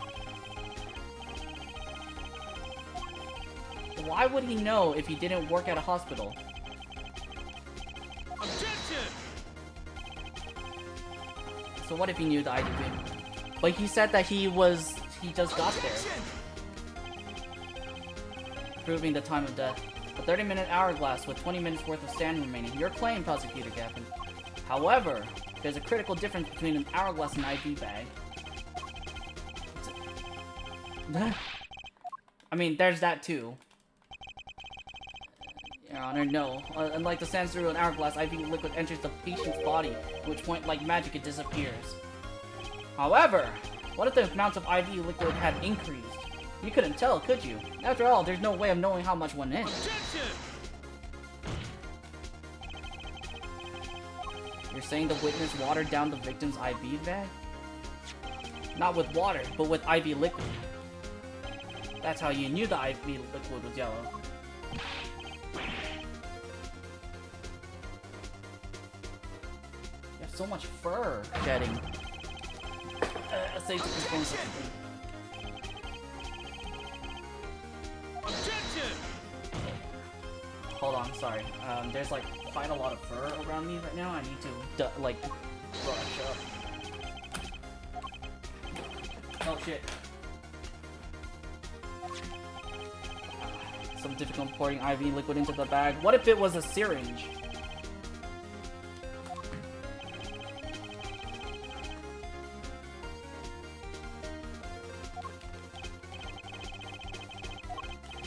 Oh, Mr. Wright, any solid evidence back to Earth? Yeah, your work. I do. Your Honor, please go to elementary school again. Yeah, exactly. I'm proud to become evidence. Our witness was certainly able to increase the amount of IV liquid in the bag. All he had to do was use the syringe. It's a perfect prop for the magically increasing IV, you know? Objection! What kind of evidence is that? The syringe was clean, not a trace of liquid in it. Exactly! Don't you find that odd, Prosecutor Gavin? The victim had the syringe to administer his insulin shots. There should have been traces of insulin left inside. Well, as you pointed out yourself, the IV liquid makes a perfect clock. One that you can manipulate at will. Hey look, he has a Japanese flag.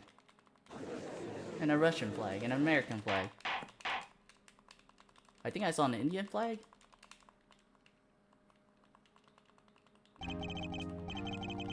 Open syringe outside anyways, exactly. Fair for Prosecutor Gavin. Afraid that while there is a doubt as to the amount of IV liquid in the bag, the time of death cannot be proven. And that brings our trials to a close for today. Yay! A little much little. Objection!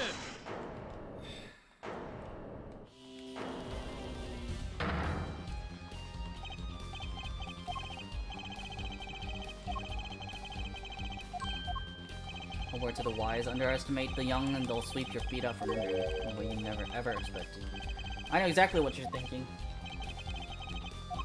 You say the witness used a syringe to manipulate the level IV liquid, but there's no proof. There's no proof he didn't do it either. Nor was this witness quite as decisive as I hoped. This I admit, after all, why linger in the past when the future holds so much?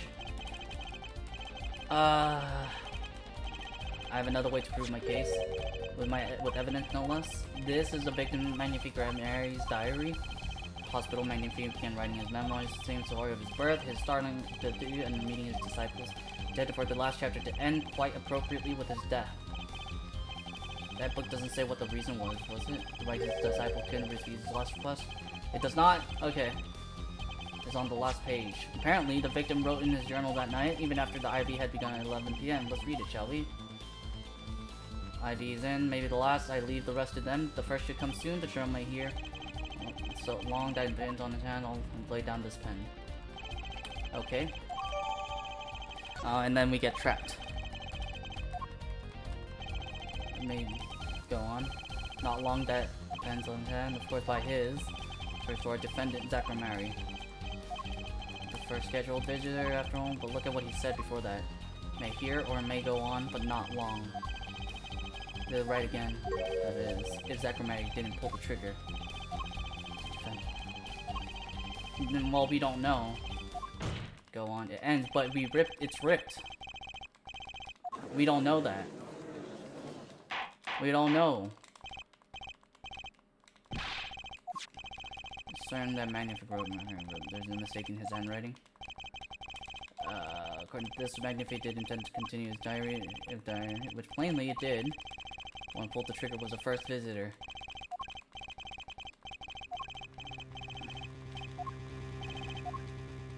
There's a ripped page.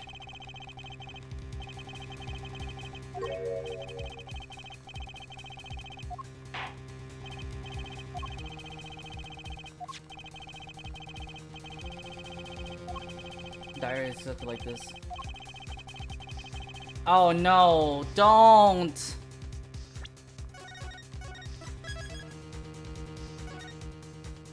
Oh no! Is this how you get trapped?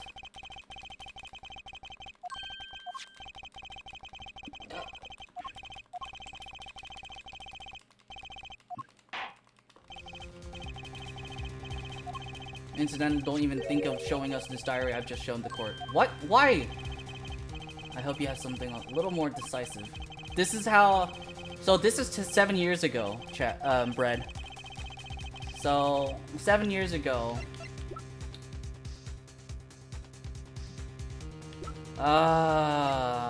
he was caught using forged evidence.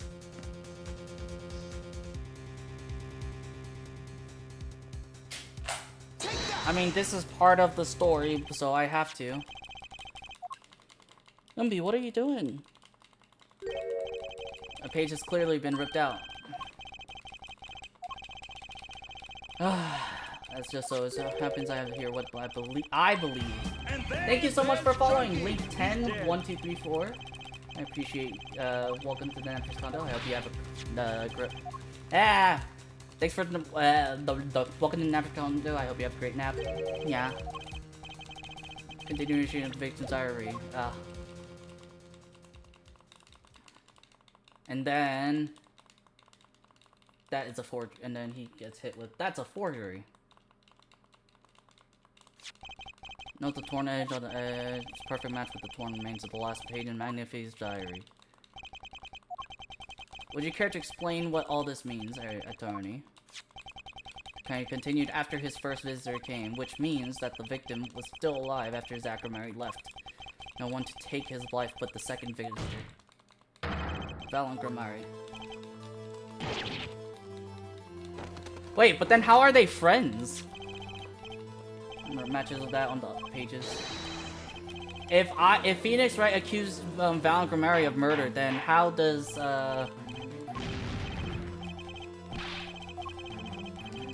Objection!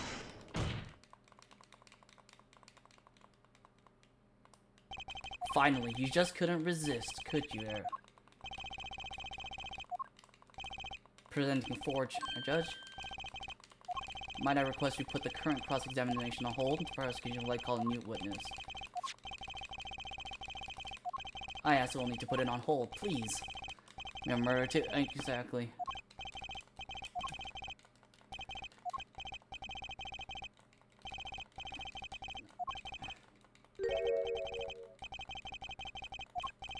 have to hear this new testimony sooner or later anyway. Might as well be sooner.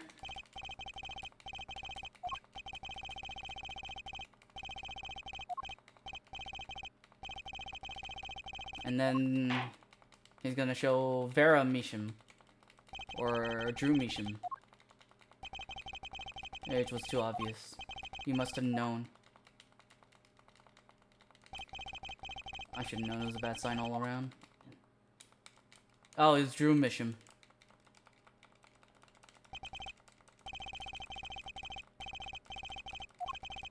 The court's understanding. Oh my god, look at his whole head. Details of testimony has legal ramifications. Convey the information to this room. Okay.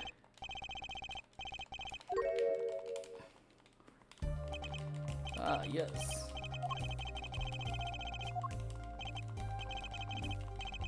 Painter.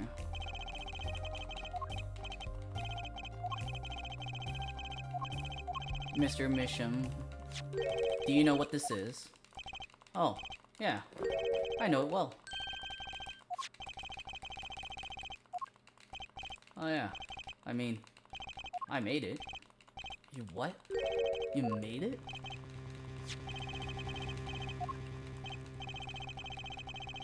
Tip off, you have illegal evidence and prepare for the trial as if we're married.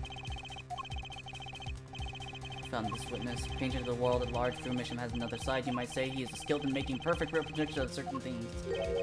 Forgeries, in other words. Oh, this page here is a fake. Objection! Hold it. I didn't prepare this evidence. Objection!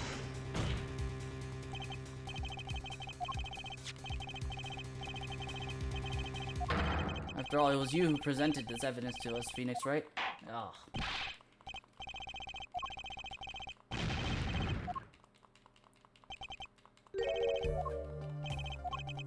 Clients prepared to remain anonymous, even to me. I make the items they want. Receive my payment. That's the extent of my contract with them. Objection!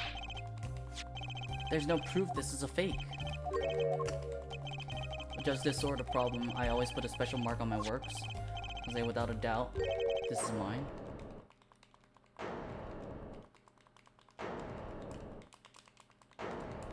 Ugh.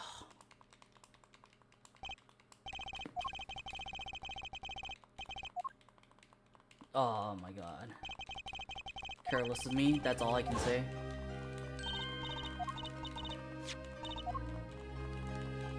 I bet you I know who did it too. It was Christoph Gavin. They told me to give it to the old boy in the blue suit with the spiky hair. A fatal trap, yeah, exactly. If I did, would the court hear it? Probably not. Forging it.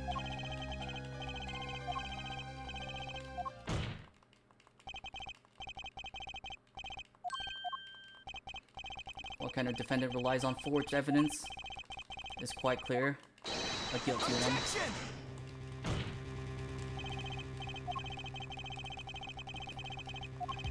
Not hold my client responsible for action I undertook as an individual. If the prosecutor's office hadn't received that hot tip, everything would have gone the way you wanted it to. Ah, you decided not to. I mean, I had to. I tried to not. Like, but that's how the story goes, you know?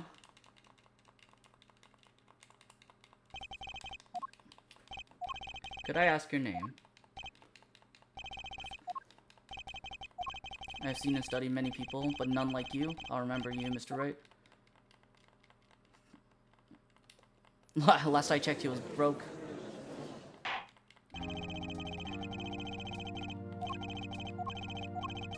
And right to find a new. However, this court must.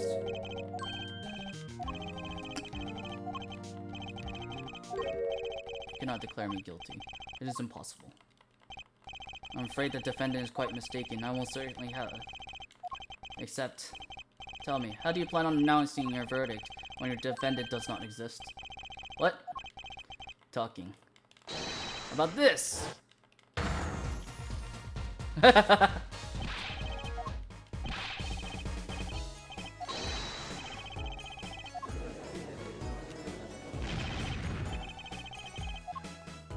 disappeared. He just dipped. A miracle occurred. The defendant Shady Enigmar. The Bailey's eyes. No one ever saw him again, not since that day. Gamera miracle. Ha ha ha ha. Ah, I like Shady. Oh, unfortunate. Player. After all, the defendant didn't exist. That's how it happened. The trial of magician Zachary Valiant, along with the something. The mysteries that remain. Oh, now he's here 7 years later, and that's when he died.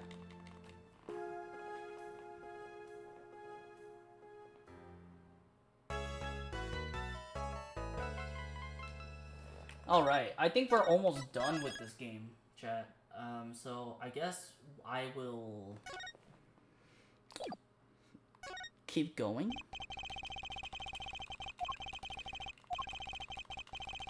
Until the game ends. Which of Magnific or Mary decided to pull that trigger? I feel like none of them did.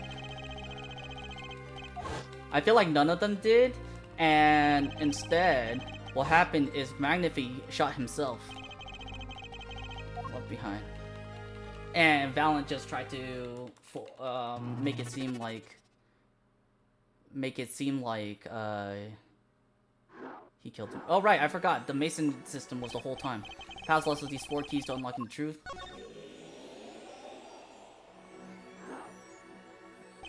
But that's not all. There are 4 keys in the present as well, and that's all the questions we have found their answers. Final trial will begin, but first you must chase the truth through then and now. Think of it as a game. Very, very, Oh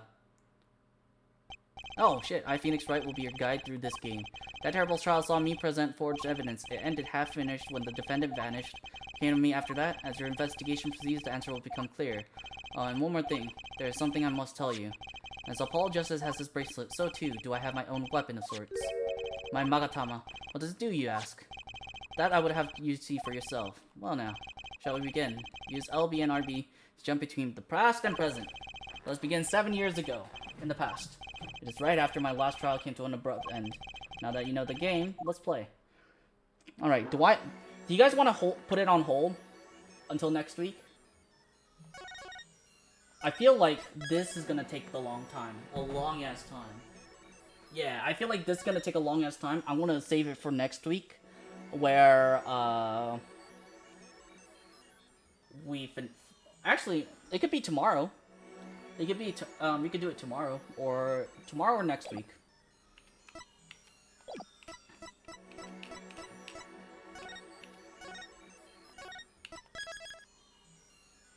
And we'll raid out.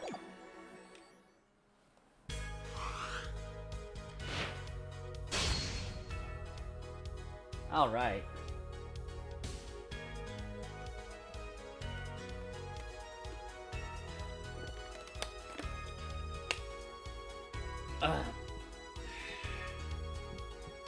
Well, we'll see what happens tomorrow. Tomorrow, I might not stream at all, actually. If tomorrow, I might end up doing Valorant. It depends. But, until then, let's raid out. Who have we not raided in a while? Let me hit up that good old Excel spreadsheet. Okay, today's the 22nd. We rated Kathy, but it's not Saturday, so I don't know about that. Kiki, Sulfira, Milan.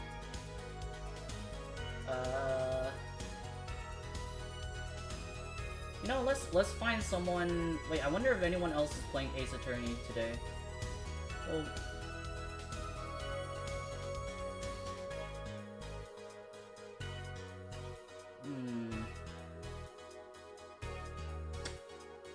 Unfortunately, the people I'm...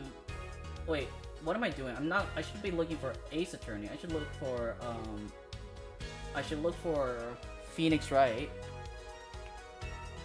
Ace Attorney trilogies. Hopefully someone who's like not. Ah! There's someone who's doing the Maximilian case. Because you know, Mahi Kaniko. Alright, here's our raid message. If you are a sub, here's the alternate raid message. Copy pasted on her stream. Let's not spoil any stuff, okay? But give her your love, support, and positivity. I hope everyone has a great day, afternoon, or evening wherever you are. And as always, please remember to take care of yourselves, and I will see you all in the next stream. Alright, bye!